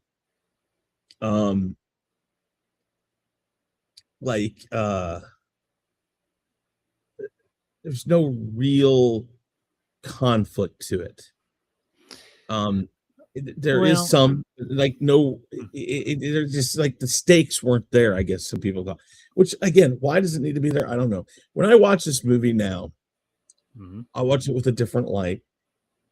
It's like watching Christmas Vacation with National Lampoon's Christmas Vacation. There's no way in heck any of that would happen. No person in their right mind would have 12 people, staying in their house for literally a month. Again, they're watching the Macy's Day Parade the first day they're there. That's Thanksgiving, folks. And then it goes through till Christmas. There's no way you have that many people in your house for a month. No, because he's still going to work during the whole thing too. So, people can suspend belief for certain things, but then they watch this movie and they couldn't suspend belief. But this begs for suspension of belief, because it is that. Yes, it's a spirit of Christmas, and this begged to look into that. And again, it is at the core a very innocent, godly, and straightforward premise. And people wanted something else, right or wrong. Yeah. I would say on various points you're correct. Now, here's the thing. When Mother Ambassador, we saw the trailer for this, we heard it was coming out. She asked me, she's like, do you want to go see this? I was like, yeah, I do. I want to go see this. This looks interesting. As I've mentioned anything, and I'll just touch on it briefly. My dad played Santa Claus throughout his adult years and everything, even before he met my mother. And like I said, I have a picture of him with him and me in his costume. I didn't know it was him and everything. I'm sitting on his lap and everything. I was talking to Santa Claus. Didn't know it was him. And I think she was what my mom was trying to do was try to evoke or trying to implant a memory or reignite a memory of my late father, because this came out a year roughly after he had passed. But obviously it was also a movie about Santa Claus. And what kid wouldn't like to see something like that? Most kids did. And you mentioned the part about Dudley Moore, and I remember my grandmother, she's like, didn't he play that damn drunk in those movies or whatever? And like my mother was like, Mom, just shut up. Let him just go see it. We're going to go see the movie. Just shut up. You don't want to go, fine. My grandmother didn't go. I think, just ma'am. mm-hmm. But you had a very solid cast, not a all-star grand cast, but a good cast. I mean, you've got David Huddleston as Santa, you've got Judy Cornwell as Mrs. Claus, you've got Burgess Meredith as the grand old elf. I will admit that there was a little bit of I've seen other reactions to that particular part of this movie, and some people have played it up a bit comedic, which, okay, fair enough. But I think what they were trying to do was add a bit more of a mythical element to this. There was this prophecy that this couple would come and they would take up the mantle of the Clauses, because his last name, in fact, is Claus. And I think he's referred to just as Claus. And you see him and his wife traveling from village to village and bringing toys to the kids of these various villages. And the kids refer to him as Uncle Claus. And they get lost, and they have the two reindeer pulling their little sleigh. And then you see these. I think the thing I like is that they didn't. The thing that they did that I liked is they didn't necessarily cast dwarves as the elves, but they chose a cast of actors of shorter stature, but still would be believable as elves. Yeah. And so on. They kind of use Dudley Moore as a measuring stick. This is how tall our elves are going to be, because I think Dudley Moore was like 5'1" or 5'2", maybe. Oh, okay. And most of the other elves in this movie are about the same height as him. And the castle and the factory and everything. Wow, you were darn close. 5'2.5". Man, this is somebody that Tom Cruise makes look like Tom Cruise feels like a giant next to him. Oh. Yeah. I want to go back to your part where you're talking about how they set this movie up. And again, go ahead. When you watch it now, if you're a Christmas fan, if you're a Christmas freak, whatever you want to call yourself, there is a real okay, we'll go down this road for just a second on this. You're Catholic. One of the things I asked one of my associate pastors one time was, I said, I want a book that's told from a historic side, but incorporates where these things took place as it pertains to the Bible. I want to see it from a history side, like real tangible history. And I'm not saying that Jesus isn't real or anything. What I'm saying is I No, wanted to I get see it. how it flipped into here's what was going on around the world when this was going on in the Bible. So I got a real deep dive into how it attaches to history that I learned in school. So I took a backwards approach to theology in a sense, instead of looking at I get what that. happens in the Bible and then how does that pertain to our world. I looked at what was going on in our world and how does that pertain to the Bible. But go ahead. Go ahead. I'm, I'll give you the short version. I'm using an app that has a Bible in a year. Now, when I was in seminary, we studied several of what you call apocryphal books of the Bible. Church and everything does recognize as part of the Catholic Bible. One book in particular that I think you would help you, anything if you're interested in reading it, that does link very much into world history, anything, the book of First and Second Maccabees.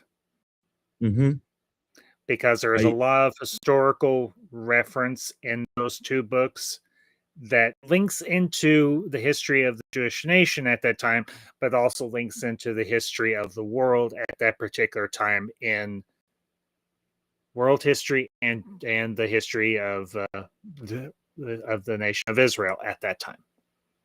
Yeah. But so go ahead. Where my point was going with this is this takes the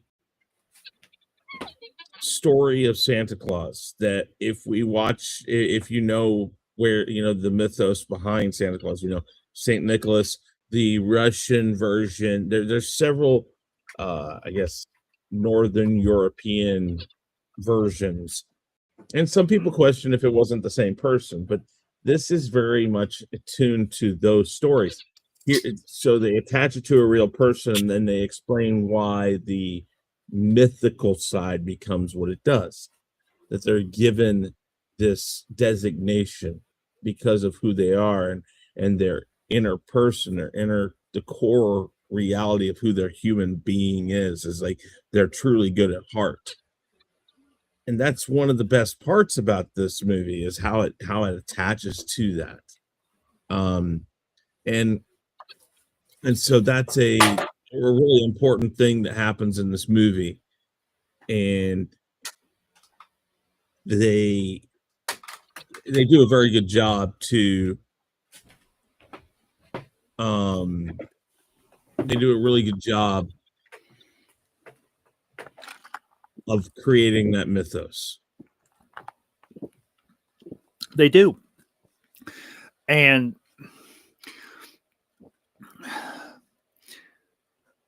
one of the tools that they use is they have the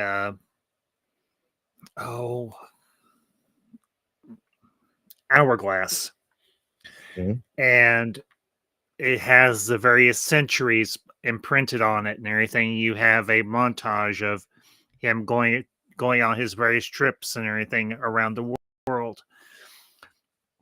And the thing that how does he do it all in one night? And the grand old elf and everything, as I'm going to call him, says, for you, it will be a passage of eternal night. The night of the world is night everywhere for you until you complete each time you go out to take toys to the children of the world. And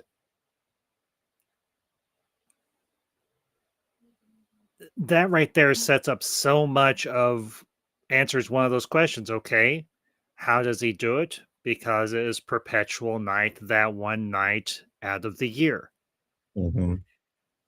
And how do the reindeer fly? Well, they're given a special feed and everything that allows them to fly because, well, it's a magical feed that as they are called in the movie, the Vendigum, or as they're like, we prefer elf or elves, but they're referred to in the legends and everything as the Vendigum. If I remember correctly, I think I'm saying it right. Um, And that's the first. I mean, if I remember right, it brings up time zones and this and everything else. I mean, if you think about how this movie explains it, it's the same answers parents give kids all the time. Well, how does he do this? How does he do that? Well, think about it. You and I work 8 hours a day. If you bring time zones into it and you go against the time zones, you have around 31 hours in a day. And so he's able to continuously do that. Plus, again, speed and all that. And of course, as this goes along, it does a great job of explaining that when he first starts, there's not nearly as many kids. There's not as many places to visit. And as it goes on, he has to employ technology, which is funny because if you watch commercials these days and stuff, Santa incorporates technology now. I mean, he has smartphones, he has, tablets, he has special, they have Mercedes Benz that go fast. I don't know, but it's funny how this movie kind of foresaw questions that weren't even around back then. Kids didn't ask about, well, how does Santa do it this way or this way? It shows that as the world goes forward and more people come around, he does need help. He needs things that even his magical abilities that have been granted to him as his eternal life that he has. Even all this stuff he has, it's still not enough. He has to keep innovating and using helpers and not just elves, but like we have to use technology. We have to do this and a lot. Again, if you watch the Santa Claus with Tim Allen, there's a lot of things they took from this movie, and people love that movie. But it's like if you watch it, and maybe that's why I did start liking this movie more, is because I started looking at it and like, man, there's a lot of similarities to this and the Santa Claus. Yeah. And so I was like, yeah, no, go ahead. Well, the fact that all they did really was add an E and make him a businessman, a toy manufacturer, but a more scrupulous toy manufacturer, unlike the one that John Lithgow plays. Exactly. Well, you see, and to jump off really quick and go to the Tim Allen one. What better thing than to take a guy who's a complete douchebag who forgets his son, who doesn't show his son enough time, who's all about money, and only makes toys that are going to make the most money, whether they're not safe or they are safe, and all this other stuff. What better way but than to take him and put him in the situation where he's put with his kid, which he's like, okay, I guess I have to do this. It's like everything about that night that he becomes Santa is all the worst, like a worst night of his life. It's just horrible situations, and all this. And as he goes, he becomes this thing that person would never be. And so that is kind of nice. I do like the aspect of that in that movie. It explains Santa as Santa is, again, it's a spirit. It is the spirit of Christmas that's passed between people. And it isn't one person. So however you want to look at it, this movie takes it as Santa is Santa, which is how I was raised. I'm not sure if that's how you were raised. But Santa is one person, has always been the same person, and continues forever in eternity. But both are very fun ways of telling it. And again, it is sad that this movie didn't do what it did overseas. And I think that also is because, in the UK and in Europe, Christmas is another thing. And I think it's more sacred there. Here it's capitalistic. Of course, we're a capitalistic country. They are too, but they're still very old school. I mean, they're older. They've been around forever. I mean, they've been around for thousands of years. We're only 300. We're only turning 250 next year. I mean, come on. We are the toddlers of the world. So,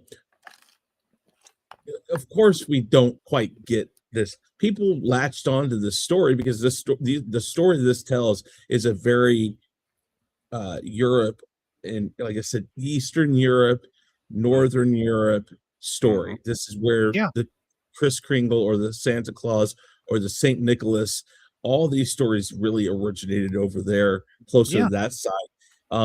Norse mythology, a lot of this stuff came from those. So they really dug this movie. Oh yeah. We did. Well, and if We you just didn't get it. well, and if you look at the design of him and Mrs. Claus's clothing before they get to the North Pole, it does hearken to the Northern Europe, like Mhm. Finland or Norway or whatever, and everything. Those Northern European countries and everything, how they would have probably dressed back then, even, and Yep. the design of the sleigh, even, and when you get to the elves and the castle and everything, again, it has that very I want to say it has more of a uh Germanic or no, yeah, I want to say it It's has more Germanic. more Bavarian or Germanic Yeah, yeah. design to it, and how the Mhm. elves dress and their beds and the candlesticks that they or the candelabras that they carry and everything around to light the way for them to see, and so on. And the design of the interior of the castle itself all harkens back to that, and even the design of some of the toys that they have built and everything. And that's another, that was another cool thing that they used to mark the progression of time. The design, the different types of toys that were made, and even how they were made. Now, I will Um, say this. Hold on, I'm gonna look at my notes really quick. I want to while you're on that part, I want to look this up. I think I'm right. I think all the toys that are shown in the early scenes. Let me look Mhm. here. Oh, come on. Where is it? Where is it? Where is it? Where is it? Hold on. Here it is. Little known facts. Okay. Yep. Every toy in the workshop was handmade. All toys seen in Santa's workshop were actually built by artisans for the movie. After filming wrap, they were donated to a local children's hospital. So That's wonderful. again, I love attention to that. detail, and yes, again, those things were very, very important.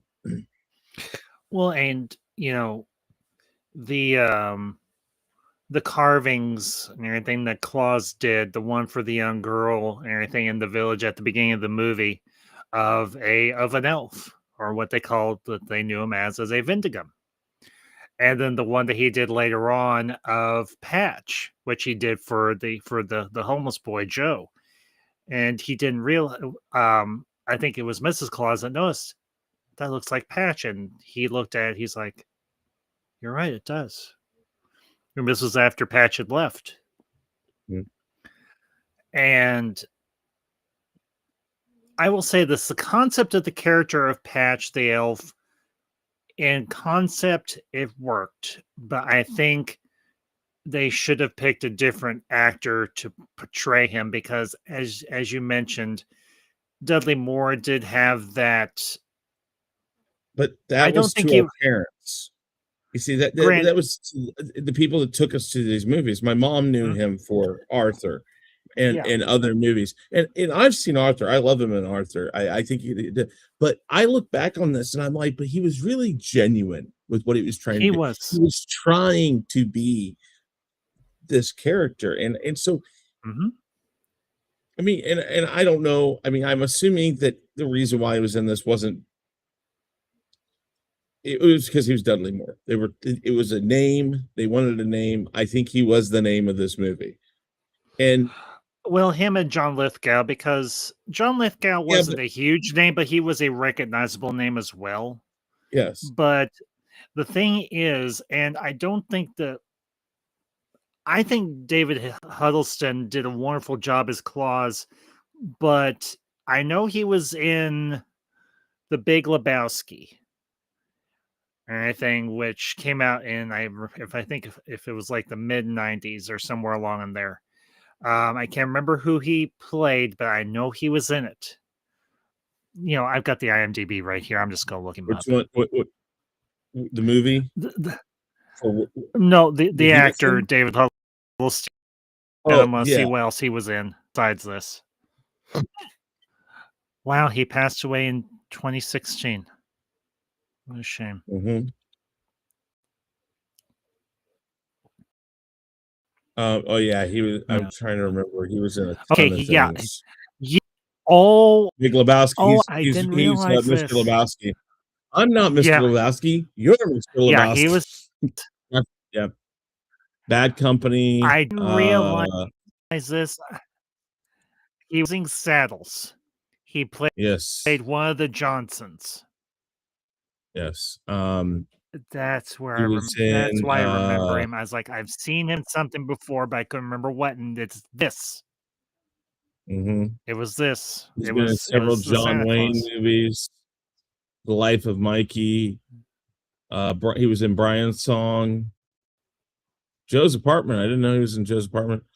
He was in 1959. He was in a movie called Santa Claus versus the Devil, and guess what he played? He played Santa Claus. Frantic. I've seen that movie. That's a good movie. Harrison Ford in that. He was in that. Locker 13. Oh, I did not know he was in Locker 13. Interesting. Yeah, this is. Well, if you've never seen this, he's got one producer credit. Oh, Smokey and the Bandit. Oh wow. He was in Smokey and the Bandit. I don't remember him in that, but that's okay.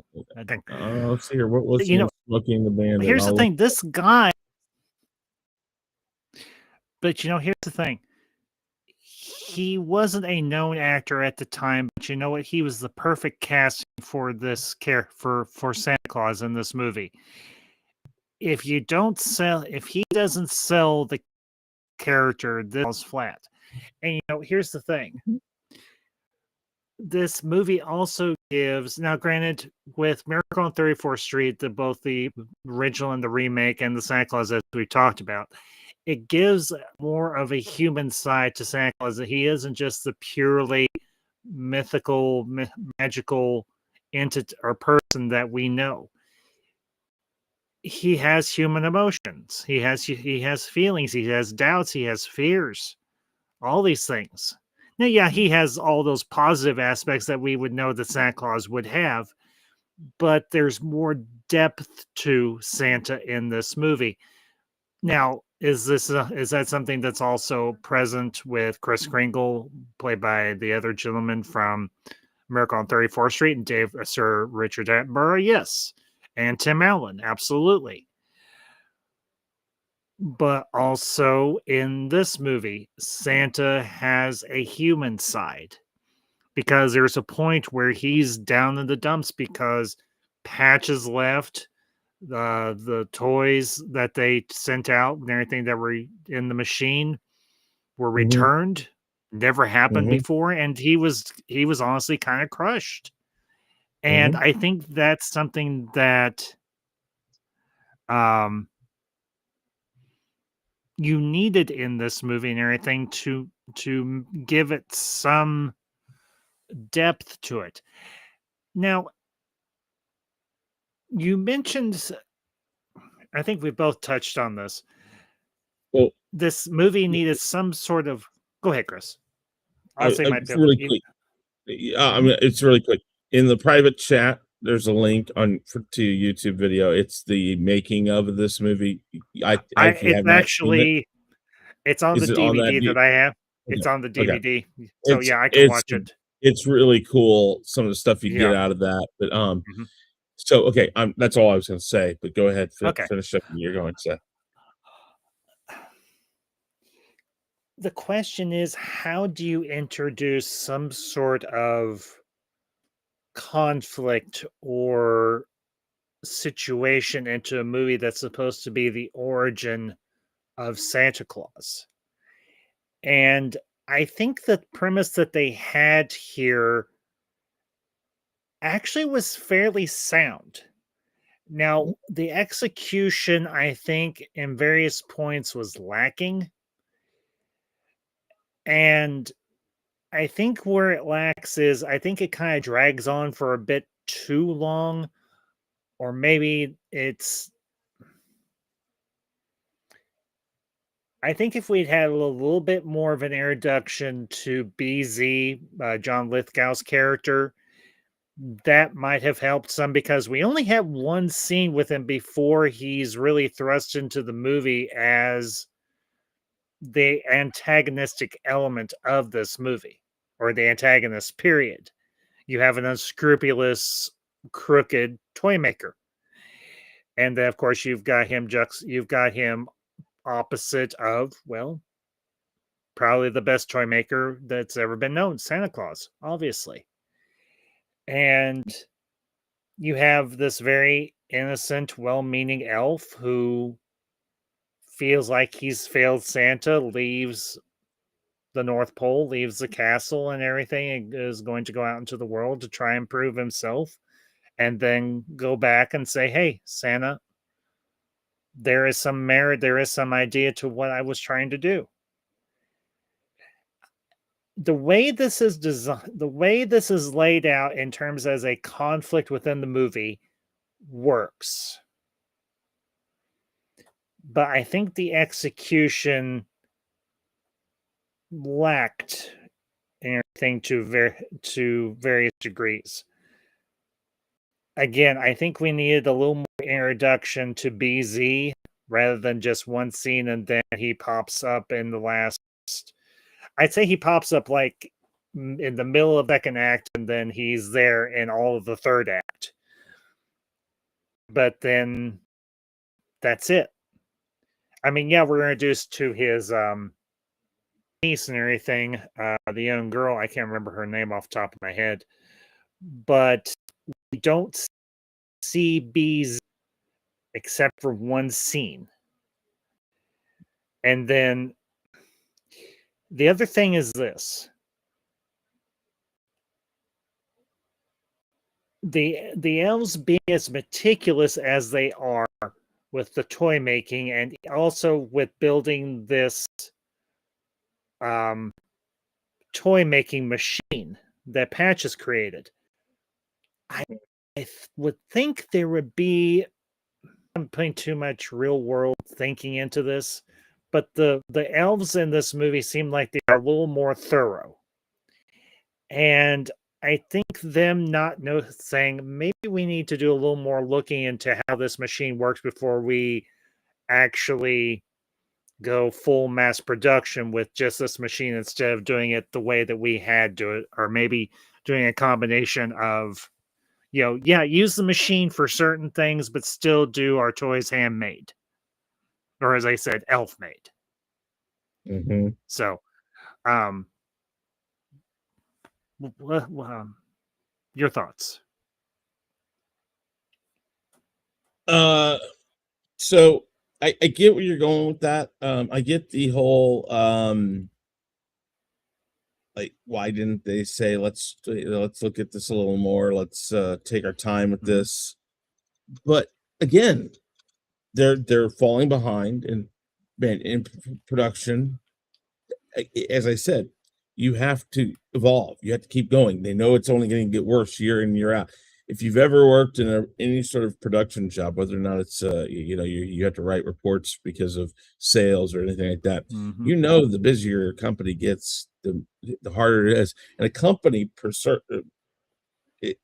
companies are notoriously known to push it as long as they can without adding more personnel. So if, let's say, you're an accountant for a small company, well, that small company could become, let's say it's 10 people when you first started working there. The next thing you know, 10 years later, you got 1,500 people working in your place, but you're still the only accountant, and you're sitting there begging the people in charge, get me somebody to help me. The elves are there. They're like, okay, we don't like this necessarily, but we need it. So maybe there's a bit of that. Maybe it's not explained that well like that. It is, Well, and again, go ahead. Well, the thing I was going to say is, and this is me kind of armchair quarterbacking or Monday morning quarterbacking. Maybe they could have, come up with a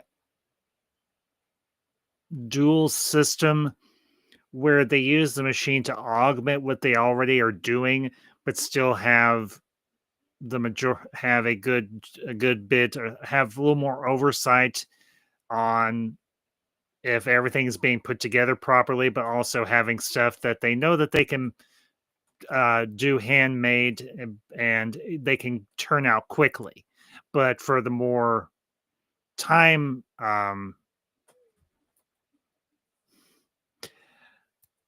time intensive toys, use Patch's machine, but make sure the machine works like it's supposed to, because you see it work, you see it running, and at first it's running fine, it's doing what it's supposed to be doing, but then as time goes on, it starts not tightening the wheels in like it should, it starts missing various elements of the toys that it's building and so on, and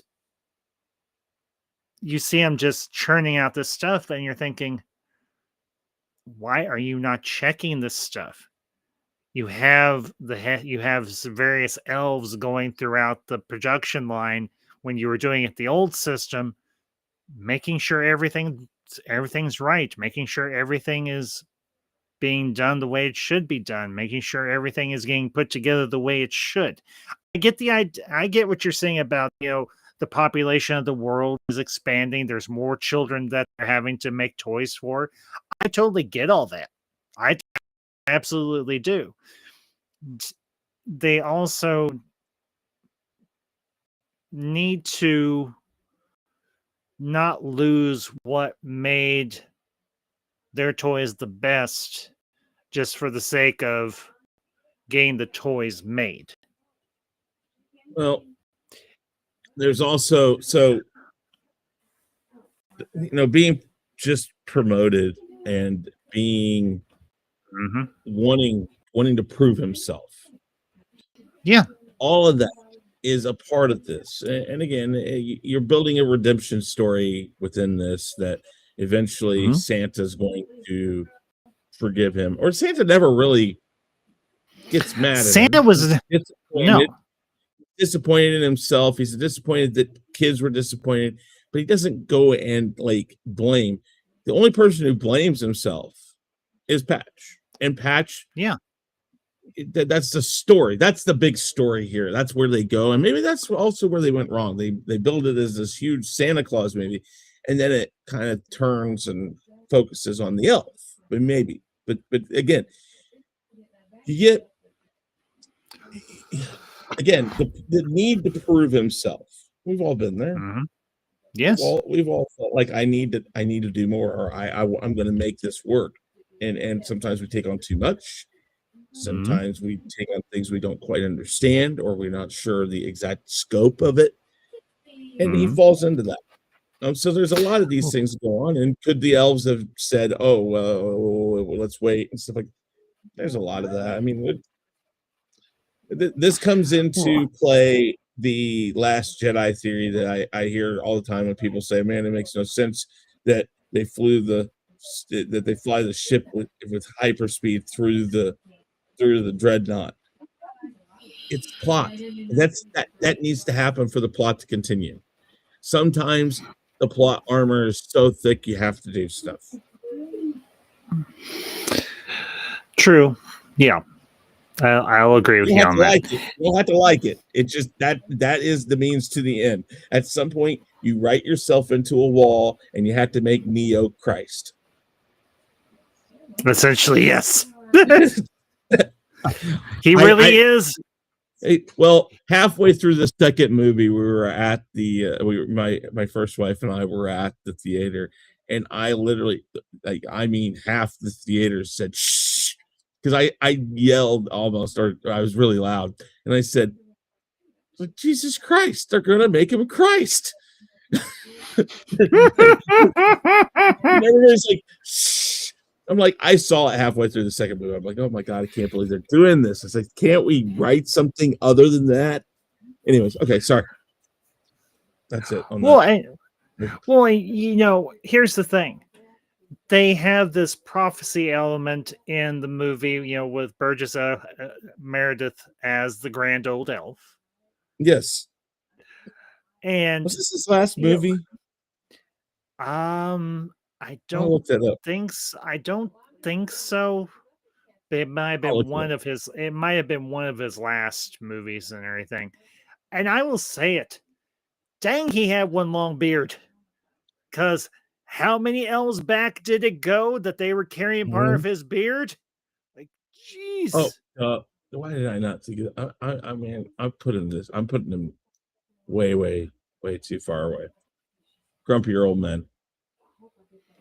Second grumpy old men, and then grumpier old men in '95.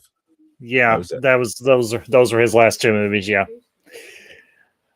I've actually I've seen bits and pieces of both of those, and it's not that I love Jack Lemmon and Walter Matthau. I absolutely do. They're two of my favorite comedic actors and everything from back in the day. I think I need to be in the right mindset to want to sit down and watch those. It's not that I dislike them. I just need to be in the right frame of mind to want to watch them. Oh yeah, for sure. Well, okay. Let's just spitball for a minute. Is there a way that we could have improved that you and me and everything? We sit down and how do we shore this movie up to where it would have been the blockbuster they were intending it to be? What is lacking that could be fixed to make it better? Like, let's pick like one or two. A deeper story, or more cohesive story. I don't know about deeper. Yeah, more cohesive, yes. Deeper, I think had enough depth as is, yeah. But cohesive, yes, most definitely. Here's my question. I'll tell you another thing. Okay, go ahead. Another thing. Go ahead. John Lithgow learned how to become a villain in Cliffhanger. In this one, he was a caricature of a villain. Maybe that's the point. But if he had played this villain a little more along the lines of the Cliffhanger one, maybe. Again, it's a kids' movie ultimately. So as adults, we're really trying to put something to it that it didn't need. I think kids loved this movie. I can't remember necessarily what the first thoughts I had when I first saw this. No, that's okay. I'm talking more from an adult perspective as we are now. Yeah. Obviously. Okay, and then you wanted to ask another question.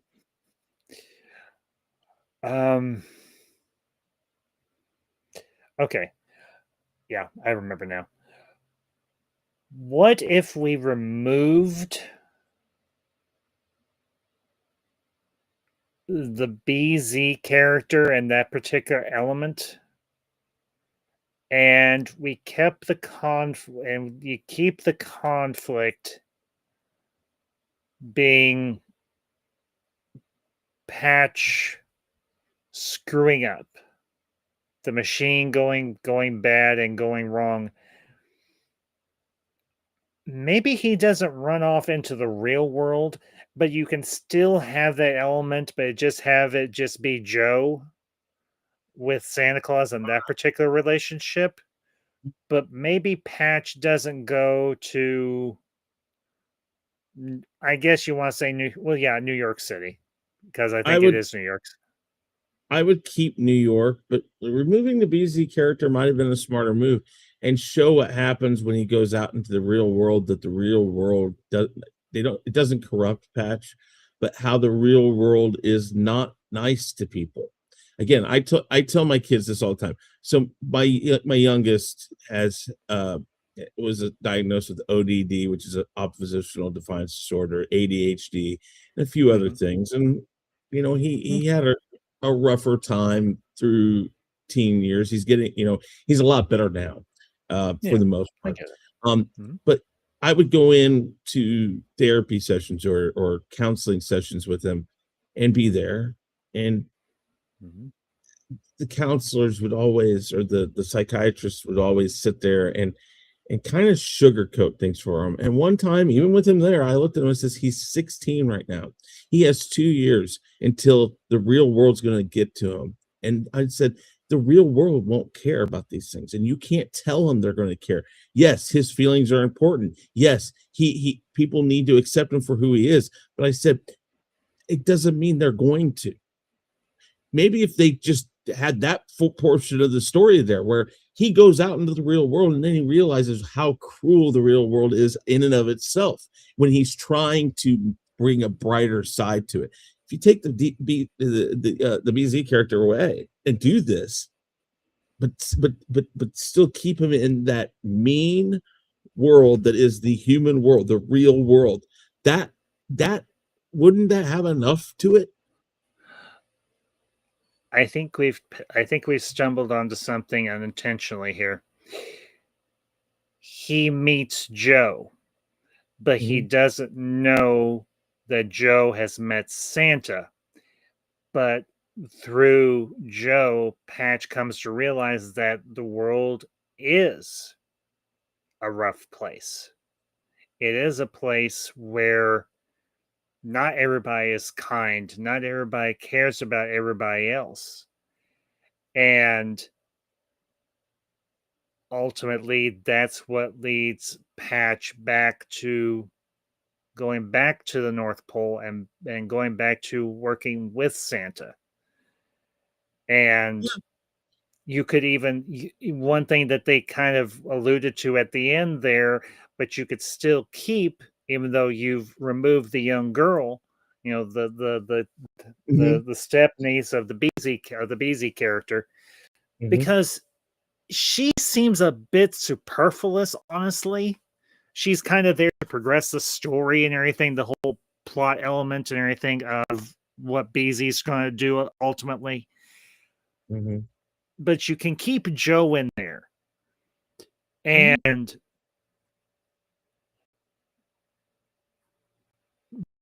Patch is following Joe, and he's going on the roof on Christmas Eve. And Patch is like, where's the kid going? I don't get this. And he gets up to the roof, and then here comes the big guy coming in to pick up Joe. And you have a moment, or you have a scene there where Patch comes to realize what this kid has been telling me about the real world and what I've seen through what this kid has had to live through. Everything. And here's the thing. Patch still brings along his some of the magic dust and everything, and is able to use it to help feed Joe and everything, and help Joe survive and so on. But Joe's like, magic can't always fix everything, obviously. And I think that go ahead. Hello, Goose. Goodbye, Goose.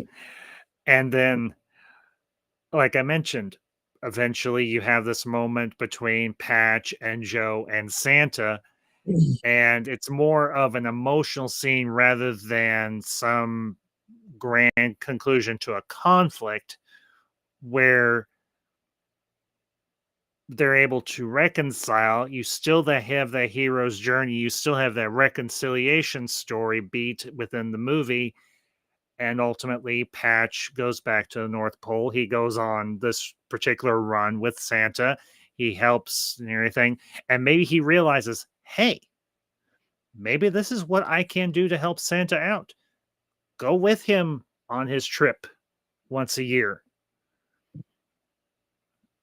have him doing something of of importance or anything, or maybe modifying the sleigh so that it runs better, or whatever the case may be, because obviously he has some mechanical aptitude that he Oh builds that yeah. machine. Have Well, him I think modify the that sleigh. He he's modifies a the little hard sleigh. on himself because the machine could be fixed. The machine could be fixed to not do it what it does. Yeah, Um, not malfunction. Yeah, I precisely. think going back to what I was saying and what you're saying here is this is what's fundamentally out of movies these days is the drop bottom message of just hit people with the truth. The world's a Mhm. horrible place. The world's a cruel place. The world is But not going to um th- again, should everybody be accepted for who they are? Absolutely. I agree. Whatever you are or however you identify yourself, you should be accepted for that. If that's how you feel about yourself, if that's how you feel comfortable, you should be accepted. But the truth of the matter is people are not kind. You will get Not people who will always. not like you Mhm. for who you are, what you say you are. Um, Mm. and sometimes that message just being told you that it's okay, that the world is horrible, but there are good people that will be there for you. That's important. And that's in this movie. It's just Mhm. maybe they try to add too much to get there. Again, I think the BZ Yeah. character, the way that he portrays it, again, kid movie, the maniacal way that he presents himself in this movie is fine. Yeah. It works for what it is. It's designed to be that way. He does a good job. His performance is where it needs to be for what they wanted, I think. Yeah, I will say it. John But I don't know if Lithgow's it's performance in necessary. this, I will say it. I'll give John Lithgow his due credit. John Lithgow is, I think, a very underrated actor. Now, I've seen that he's gotten some more uh parts in movies and so on over the last several years. He was actually, I think, in the series Dexter, Yeah, off and on. he is Yeah, he was the serial killer. He is the serial killer's killer, I think, or something like that. no But Dexter is, but well, but yeah, John Lithgow. yes, but he's the bad guy, and I because he gotcha. lasts like 3 seasons, I think, or something like that. I gotcha. Yeah, I gotcha. Yeah, but So I was trying to figure out how to put it, but yeah, no, I gotcha. he's got a lot of good credits. He's in a lot of good movies, and Mhm. when he does things, he's very memorable. I think one of my favorite roles that there's a couple besides this one that I remember him for, and it's actually a movie that I have, and that's actually the sequel that they did to 2001: A Space Odyssey, 2010, and he Mhm, plays one of the American astronauts, and he mhm, actually builds a friendship with one of the other Russian astronauts that go on the mission, and his part, I don't know if you've ever seen 2010 or not. mhm. Very underrated movie. I think honestly a good follow up to 2001, not in the same beat of what Kubrick did, but at the same time a good Couldn't continuation do of it the story. without.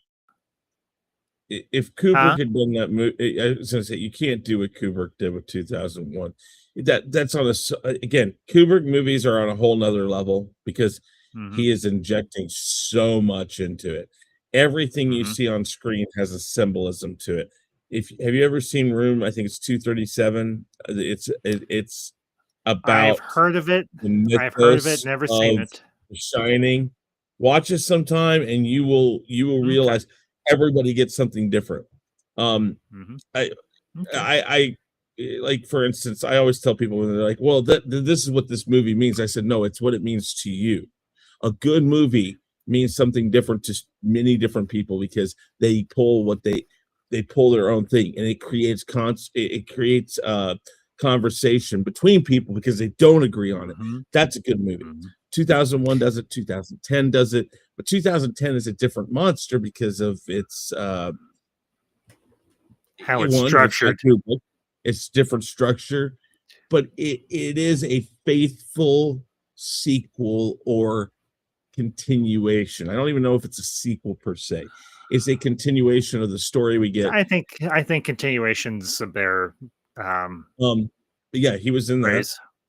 Have you ever seen Manhattan Project?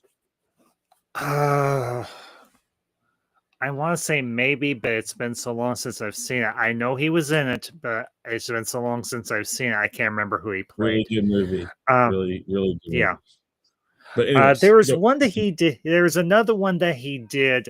I think it was like a direct-to-video movie, but it was him and Donald Sutherland and Tia Carrera. If you don't know who that is, it's the girl that played Cassandra in Wayne's World. Okay, you know who I'm talking about then. Of course I and okay. You're talking about Hollow Point, I think. Yeah, I think that's the name of the movie. I think so. Yeah, that might be it. It was a direct-to-video movie. I can't remember the name of the leading man, but he was kind of forgettable. But I remember, obviously, Tia Carrera. I remember Sutherland. I remember John Lithgow. And he is so... He's maniacal, he's twisted, but he's also funny. The same for the character that Sutherland played. Now,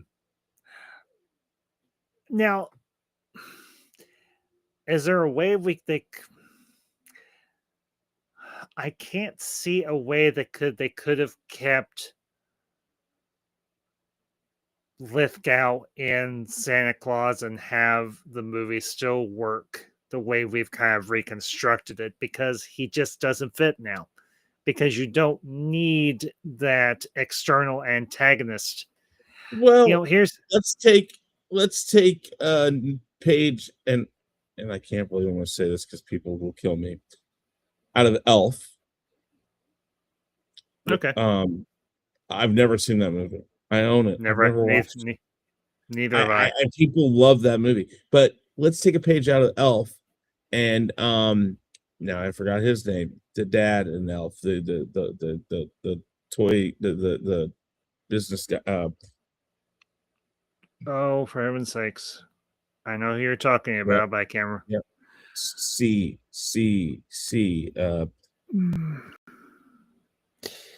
Didn't he do the voice of the old man in Up? Is that who you're thinking of? I think so, but for gosh sakes, James Caan. Oh, okay, James Caan.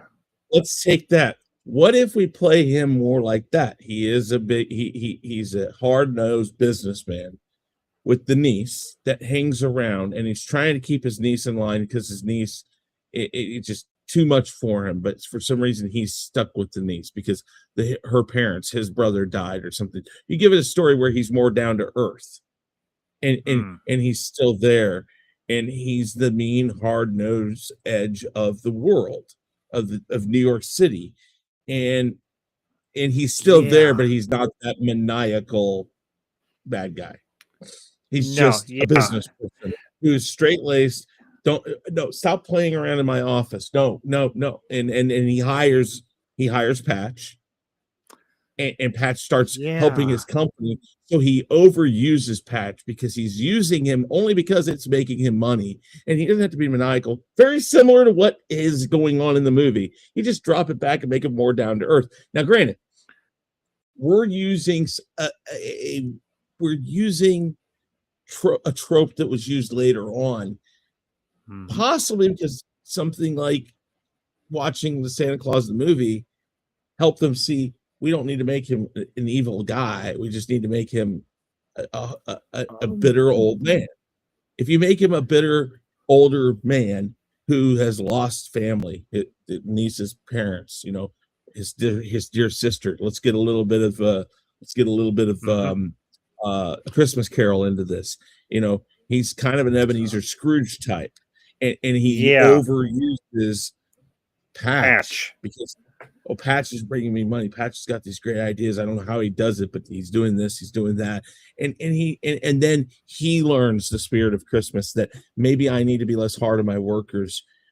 Because maybe that's Like something that. Patch does, is he works with the workers and teaches them the joy of Christmas again. And then BZ works them too hard. And at the end, he learns, if I don't work my workers this hard, they'll be more productive because they'll be more inspired to give me better toys or something like that. If you do something like that, you create a less chaotic New York City scene.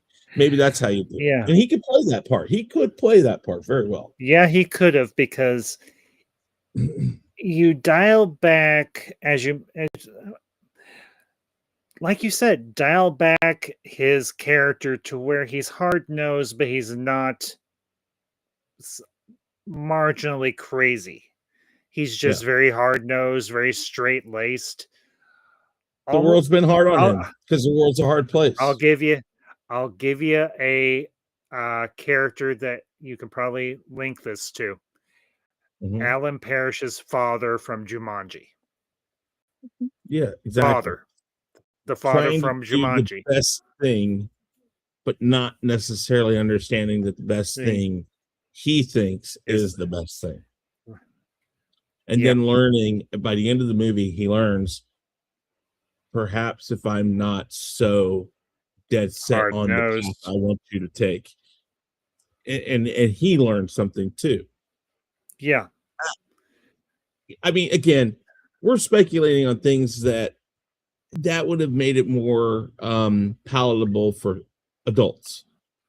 I would say that the reason why this didn't do well in the United States was because adults went to see it once and told other adults it's not really that great of a movie. And I almost bet you most kids were like, oh, I love this movie, because there's enough stuff in the movie that rings as a kid's movie. And it is. And it does ring as a kid's movie, but here's the thing. A truly good kids movie or truly great kids movie has something in it that's going to also resonate with adults or parents. And I say adults because, let's be honest here. Here we are 30 some odd years later talking about this movie because it resonates with us even now as adults. But that's because we grew up with it too. See, so that's it's like why I like the Beatles. Do I like the Beatles because my parents like the Beatles? Partially, yes, but I gained my own like of them for my own reasons. This, we liked it. We watched it as a kid. We liked it as a kid. We're going to continue to watch it. I watched movies like Rocky Horror Picture Show. Some people hate that movie. I that movie's endeared to me. But I have wanted to see that. I just need to get a copy of it. I've seen it's crazy. It's I know. First watch of it, you will go like, "What the hell's going on here?" Okay, this is a memory I have. I think, like, maybe when I was like in my teens or somewhere along in there, I had seen it on TV. Then I've completely forgot about it, and then YouTube became a thing, and I started looking up clips of it. I'm like, I remember this, I remember this, I remember this, but I haven't seen the whole thing through. So that's why I want to revisit it. Because then, obviously, I've heard so many people say you need to watch Rocky Horror at least once. I'm like, it is. I watch it. Seriously, you need to go find a place. What area of the world do you live in? Like, where? I'm in Indiana. I'm in Indiana. Like, what's the art? Are you near Indianapolis or any of that? Like large cities. I'm about 2 hours, like 2.5, 3 hours away from Indy. I live down along the Indiana-Kentucky border, so it's not that far. I know everything. I know there have been like late night showings or anniversary showings or whatever, because That's where you when need I to go. was, yeah, Go to that uh, and experience mhm. that, and that will give you the full in-depth thing. Because I've recognized. Okay, there was one time, real quick story. This is when I was Mhm. working at McDonald's, and I was working a late shift, and people started coming in dressed up, and I'm like, I know where you've just come from or where you're going. And I recognize one person, or I recognize one person was dressed up as Dr. Frankenfurter. I said, Mhm. okay, doctor, coming or going to? And he looked at me, he's like, going. I'm like, have fun. Mm. I was like, I have never seen it. I have always wanted to. I was like, but I recognize your costume. I was like, have fun. He's like, oh, this is not my first time. I'm like, cool. That Um, movie has a very strong fan base, and I understand why.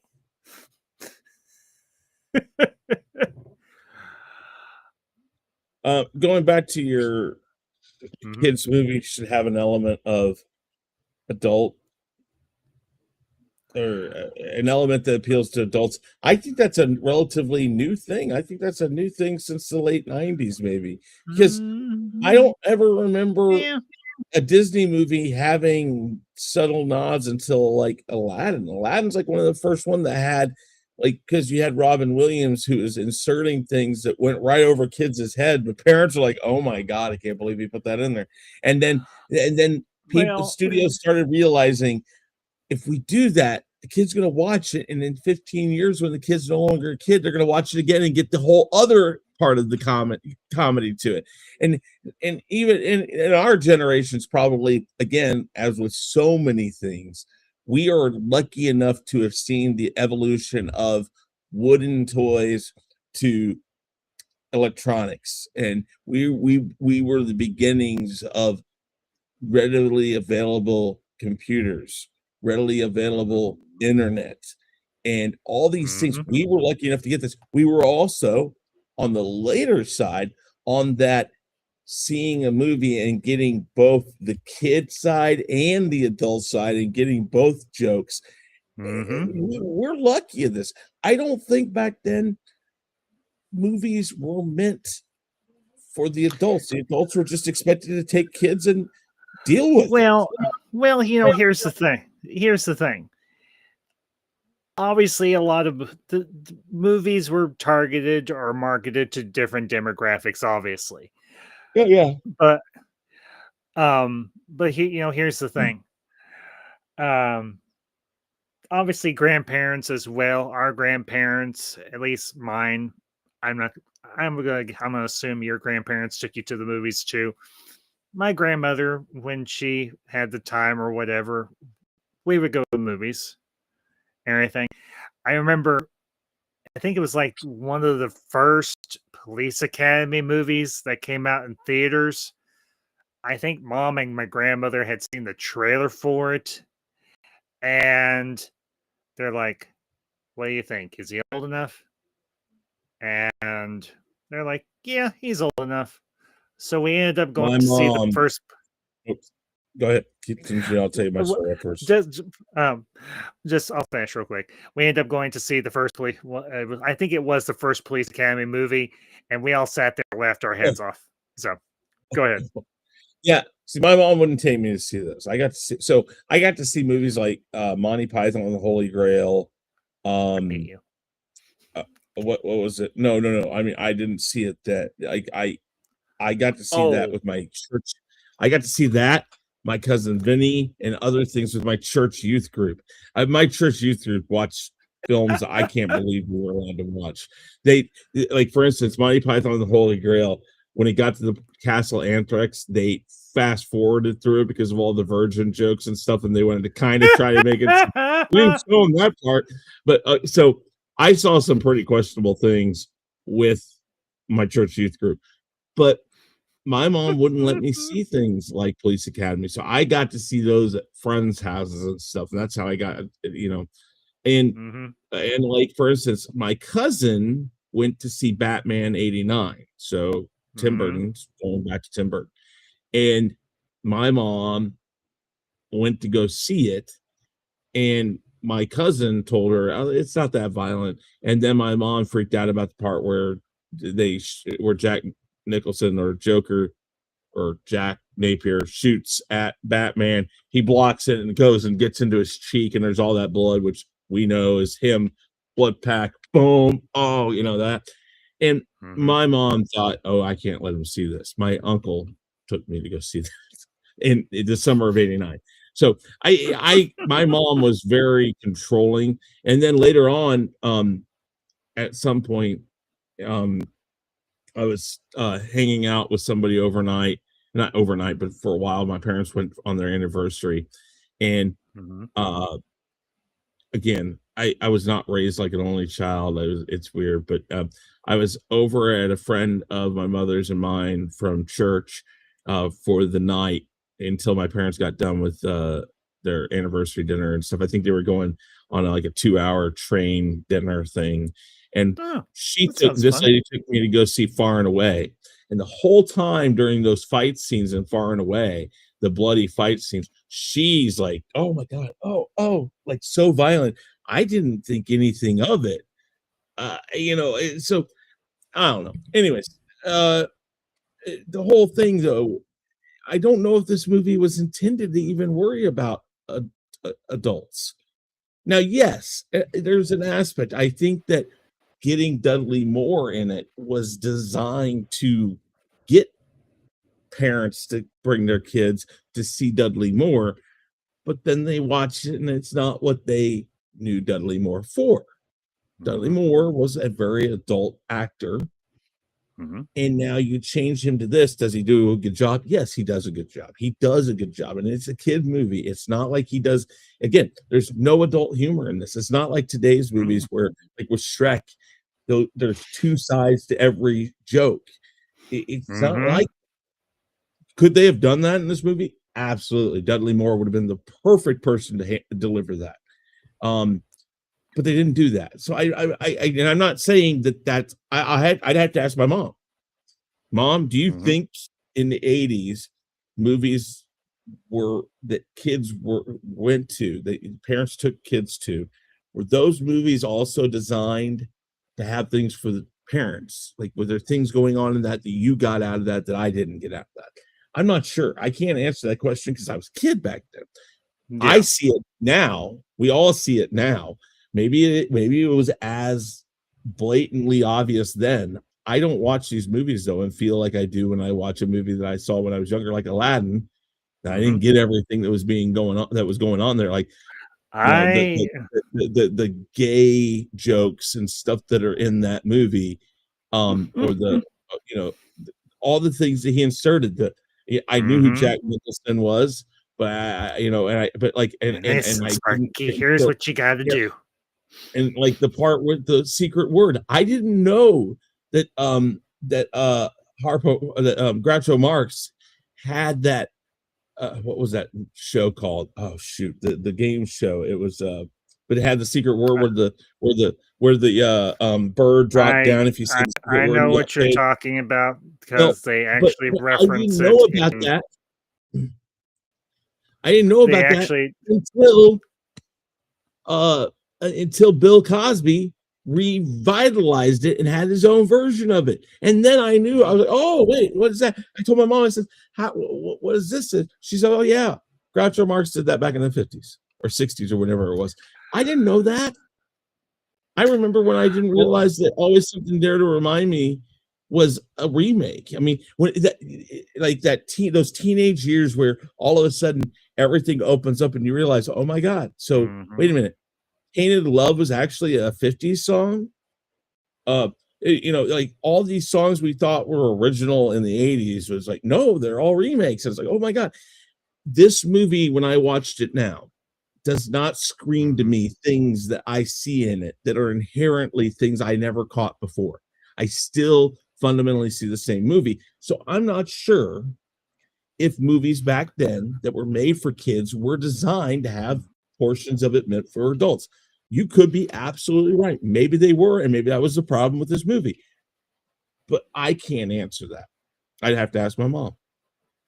Yeah, and the same is true for me because I'd have to ask my mom, but I she don't may not think even that happened remember. until late 90s. And you've probably right. And I don't have such a big ego to say, okay, I was wrong. But I don't you know know, though. We're both stuck in the same well, boat on that. I would have to yeah. see what they say. Well, here's the thing. This could have been purely marketed, and I think it was purely marketed as a kids movie. So it Mm-hmm. probably did not have any adult aspect to it or any adult element to it or anything or any adult. Okay, let's put it this way. It didn't have any adult humor to it. Let's put it that way. And it wasn't intended to. It was meant to be a kids movie. It was something that was accessible to elementary school, maybe middle school kids at the most.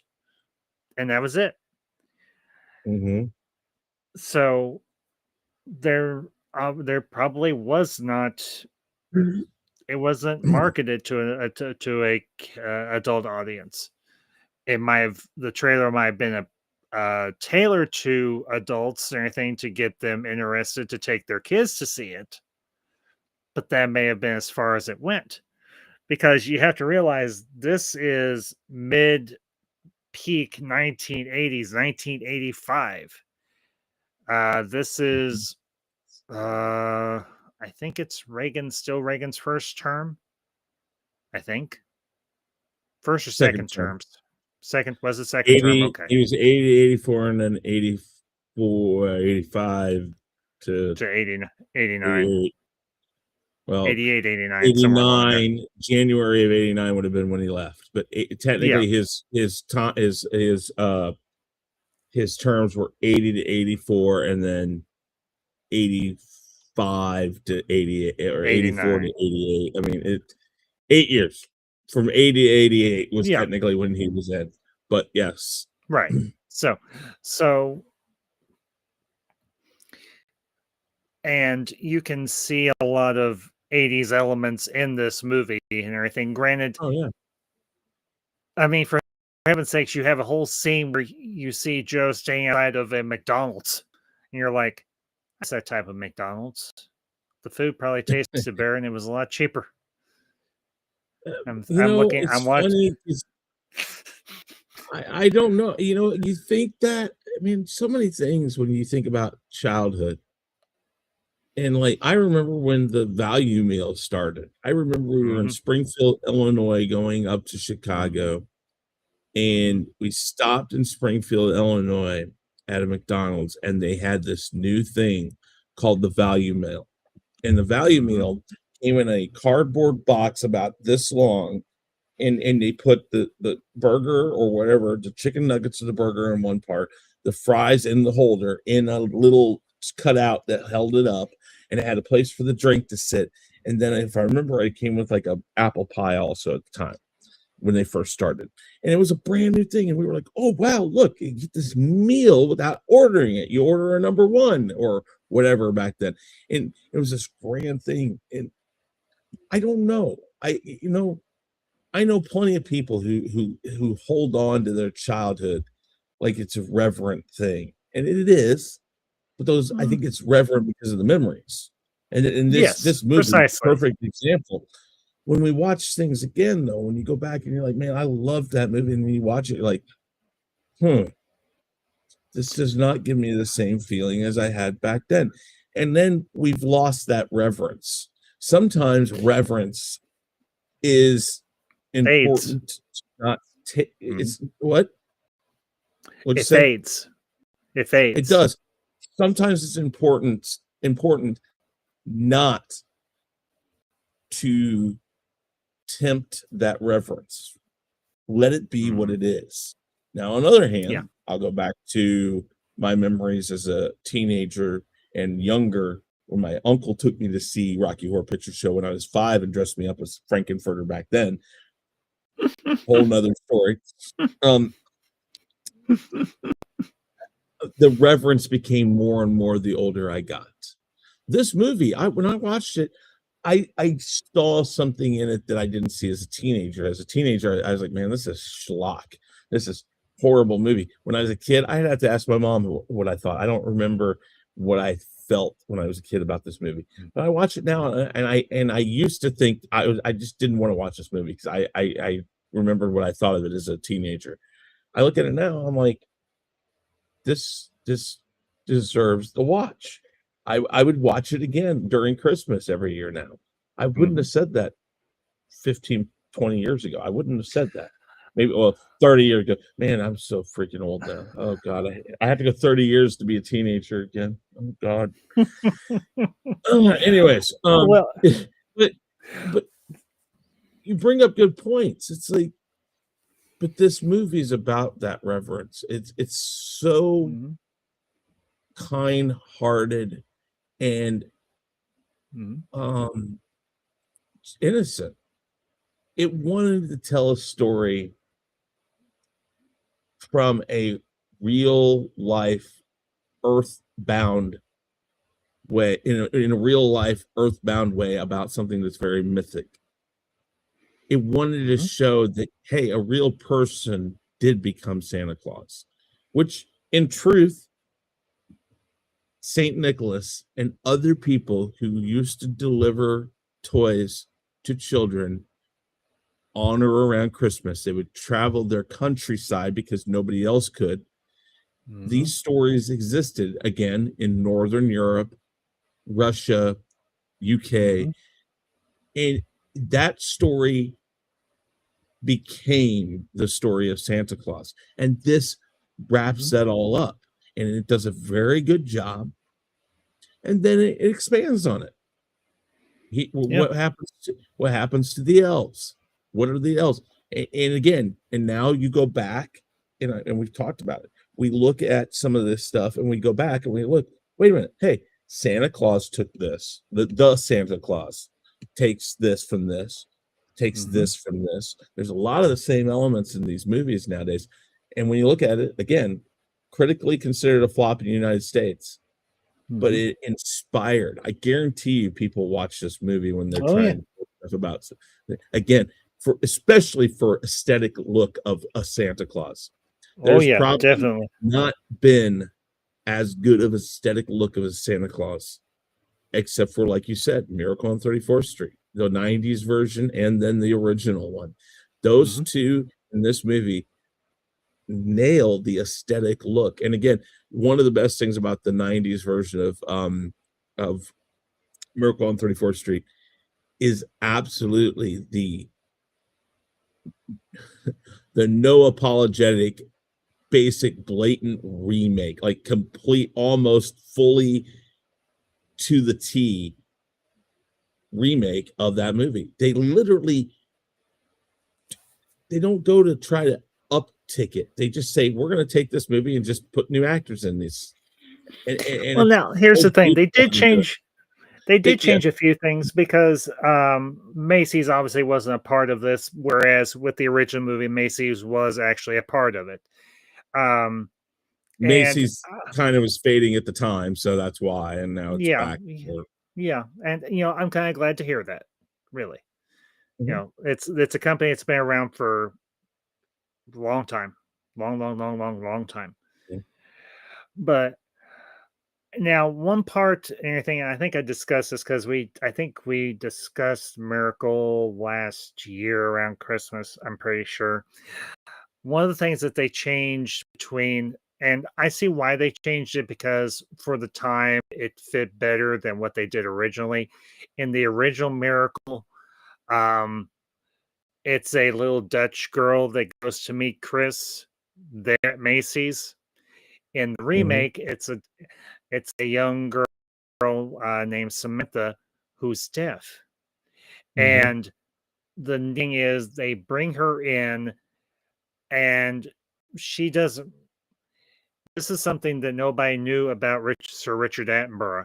He could actually, he did train for sign language, and that whole exchange, 100% authentic. Her reaction, everything, and it is so charming and heartwarming, and you could not have picked a better actor. Now, there is one other aspect that they did change from the original to the remake, and that's the relationship between the girl's mother and the other guy that's with them or is interested in the mother. And in this, you do see them actually get together and they do get married, I think, or they at least get engaged and everything. And then I think she's pregnant at some point towards the end or whatever, but they did make some minor changes, but they still stuck to the main theme of the movie. Now, the other thing that they did change is how did they resolve, is this actually Kris Kringle? Is this Santa Claus? In the original, it's they bring in all this mail addressed to Santa Claus. In the remake, it's, well, we put "In God We Trust" on our currency, but we can't necessarily prove that God definitively exists, at least in this particular context. That's and that was a great good argument. Yeah, that was a great change. I have sat. I don't know if you guys have Perkins where you're at. Perkins, I've never heard of it. Denny's, Perkins, 24 Denny's, hour I've heard of. Okay, all right. So I used to sit around there, smoke cigarettes, drink coffee, but I had this thing called the Coke theory, the Coke bottle theory, or a Coke can. For instance, let's say my Spindrift can here, that I would go and I'd tell people, this right here is my God. This right here is God to me. Prove to me this is not God. Can you? No, you can't, because it doesn't matter what you think. If I say it is, it is. And then that's a great scene in that. It's like we use these terms in such broad spectrum that we have no proof of what we use, what it says. It's great. We've gone way off and talked about other things here. It's okay. Going back to Santa Claus, though, I would almost state that this movie was so ambitious that they got caught up in some things and just didn't know how to land it. But at the same time, they were using state-of-the-art technology still, because 85, they were using basically the same guy that worked on the special effects in this is the one that made Superman fly in 78. And again, this probably, it's almost what Superman did, because Superman said, "You'll believe a man can fly," and then they didn't figure out how to get the guy to fly until like 0 hour, and then they made people believe the man could fly.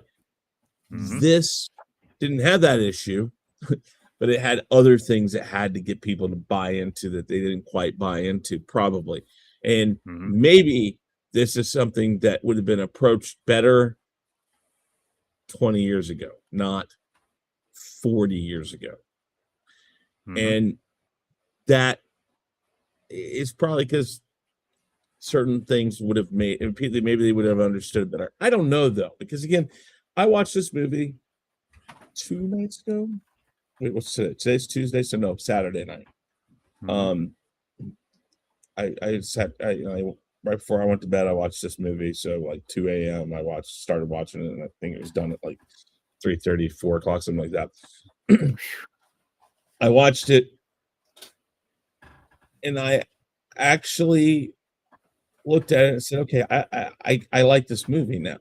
I didn't, like I said, I didn't like it when I was a teenager. I don't know what I thought of it as a kid, but I looked at it with innocence, not expectation. And I think that when they released this movie, it had expectations.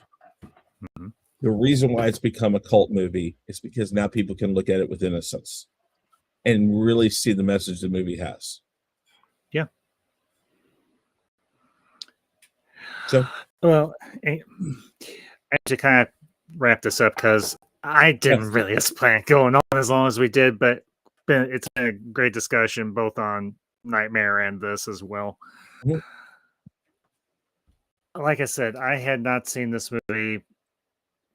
I hadn't even seen like a clip of it or a scene or anything since I had seen it back in 1985 in a theater. And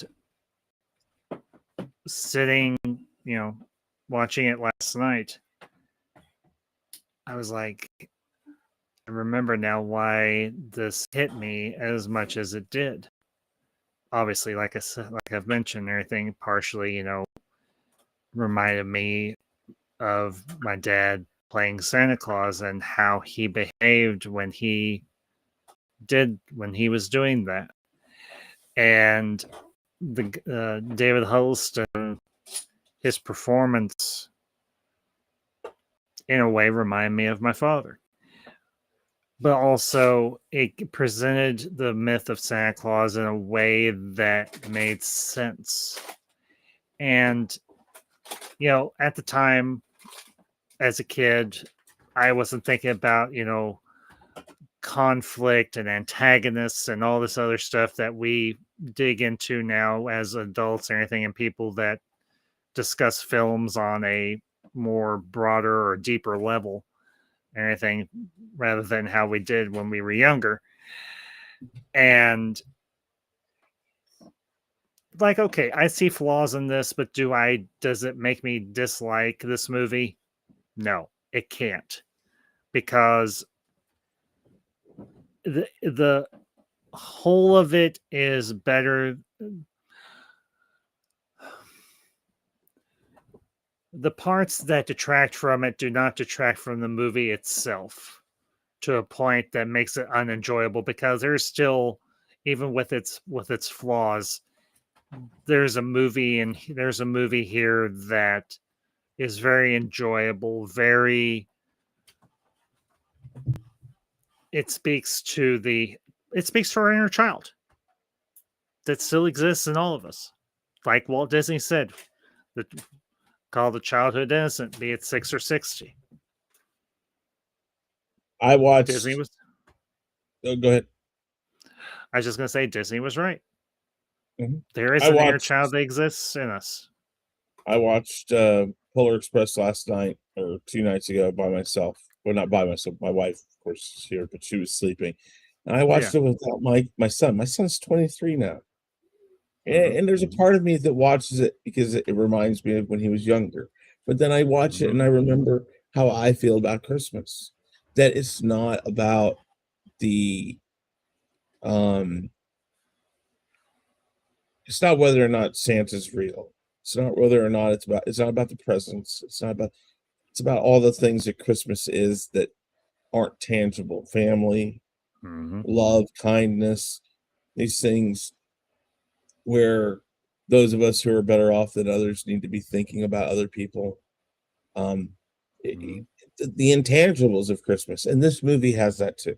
And again, like I said, when I watched it, I felt like, okay, this is I see the things I didn't see before, and and so when I talk about reverence, sometimes that reverence comes later, but for the same reason as why we're reverent about children's stuff, it reminds us of that inner part of us that is like that still, that innocent side of us that's still there. Again, like I said with this, is maybe if we had shown that the world is a horrible place, or not a horrible place, but a tough place to be, and it isn't kind. Sometimes these movies remind us, yes, that the world is unkind, the world is hard, but innocence and that childlike person and that want to be a help, the goodness in people, that's the spirit of Christmas. And again, it doesn't matter. The story that this tells helps us realize how to be a better person. Precisely. It reminds us that within each of us, we have the same capacity to be like Kris Kringle, Santa Claus, St. Nicholas, whatever name that you know him by. We all have that capacity within us to.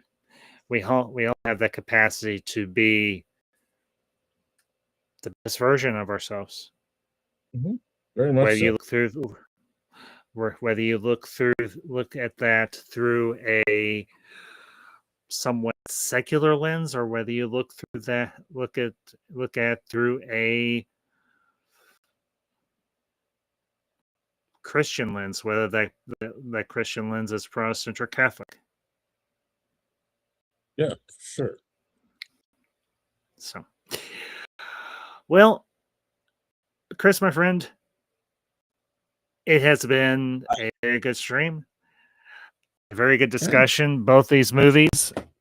But it is, oh my gosh! Okay, I did not realize Are you it is actually. Eastern? Yes, just a little bit Eastern, because it is actually 12, 18 18. minutes into actual, 12:18 is actually Christmas Eve. Christmas Eve. So, Merry Christmas You Eve. you future person.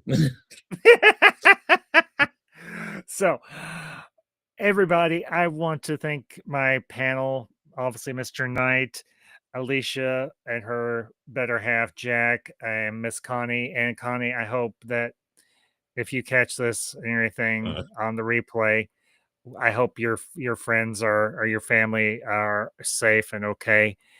And I want to wish every one of you, whether you were here when this was the ambassadorial wing or whether you're here now as Gen X Cinema, I hope that each and every one of you have a very blessed and joyous Christmas Eve and Christmas Day. And whether you are of the faith or not, to us a child was born, to us a son was given. And 2,000 years ago, in a stable in a little town called Bethlehem, God among us was born. Emmanuel, Jesus. To all of you out there, a very Merry Christmas. And Merry I hope Christmas. a blessed New Year. We'll see y'all next time. Have a Merry good one. Christmas, everybody. Merry Christmas.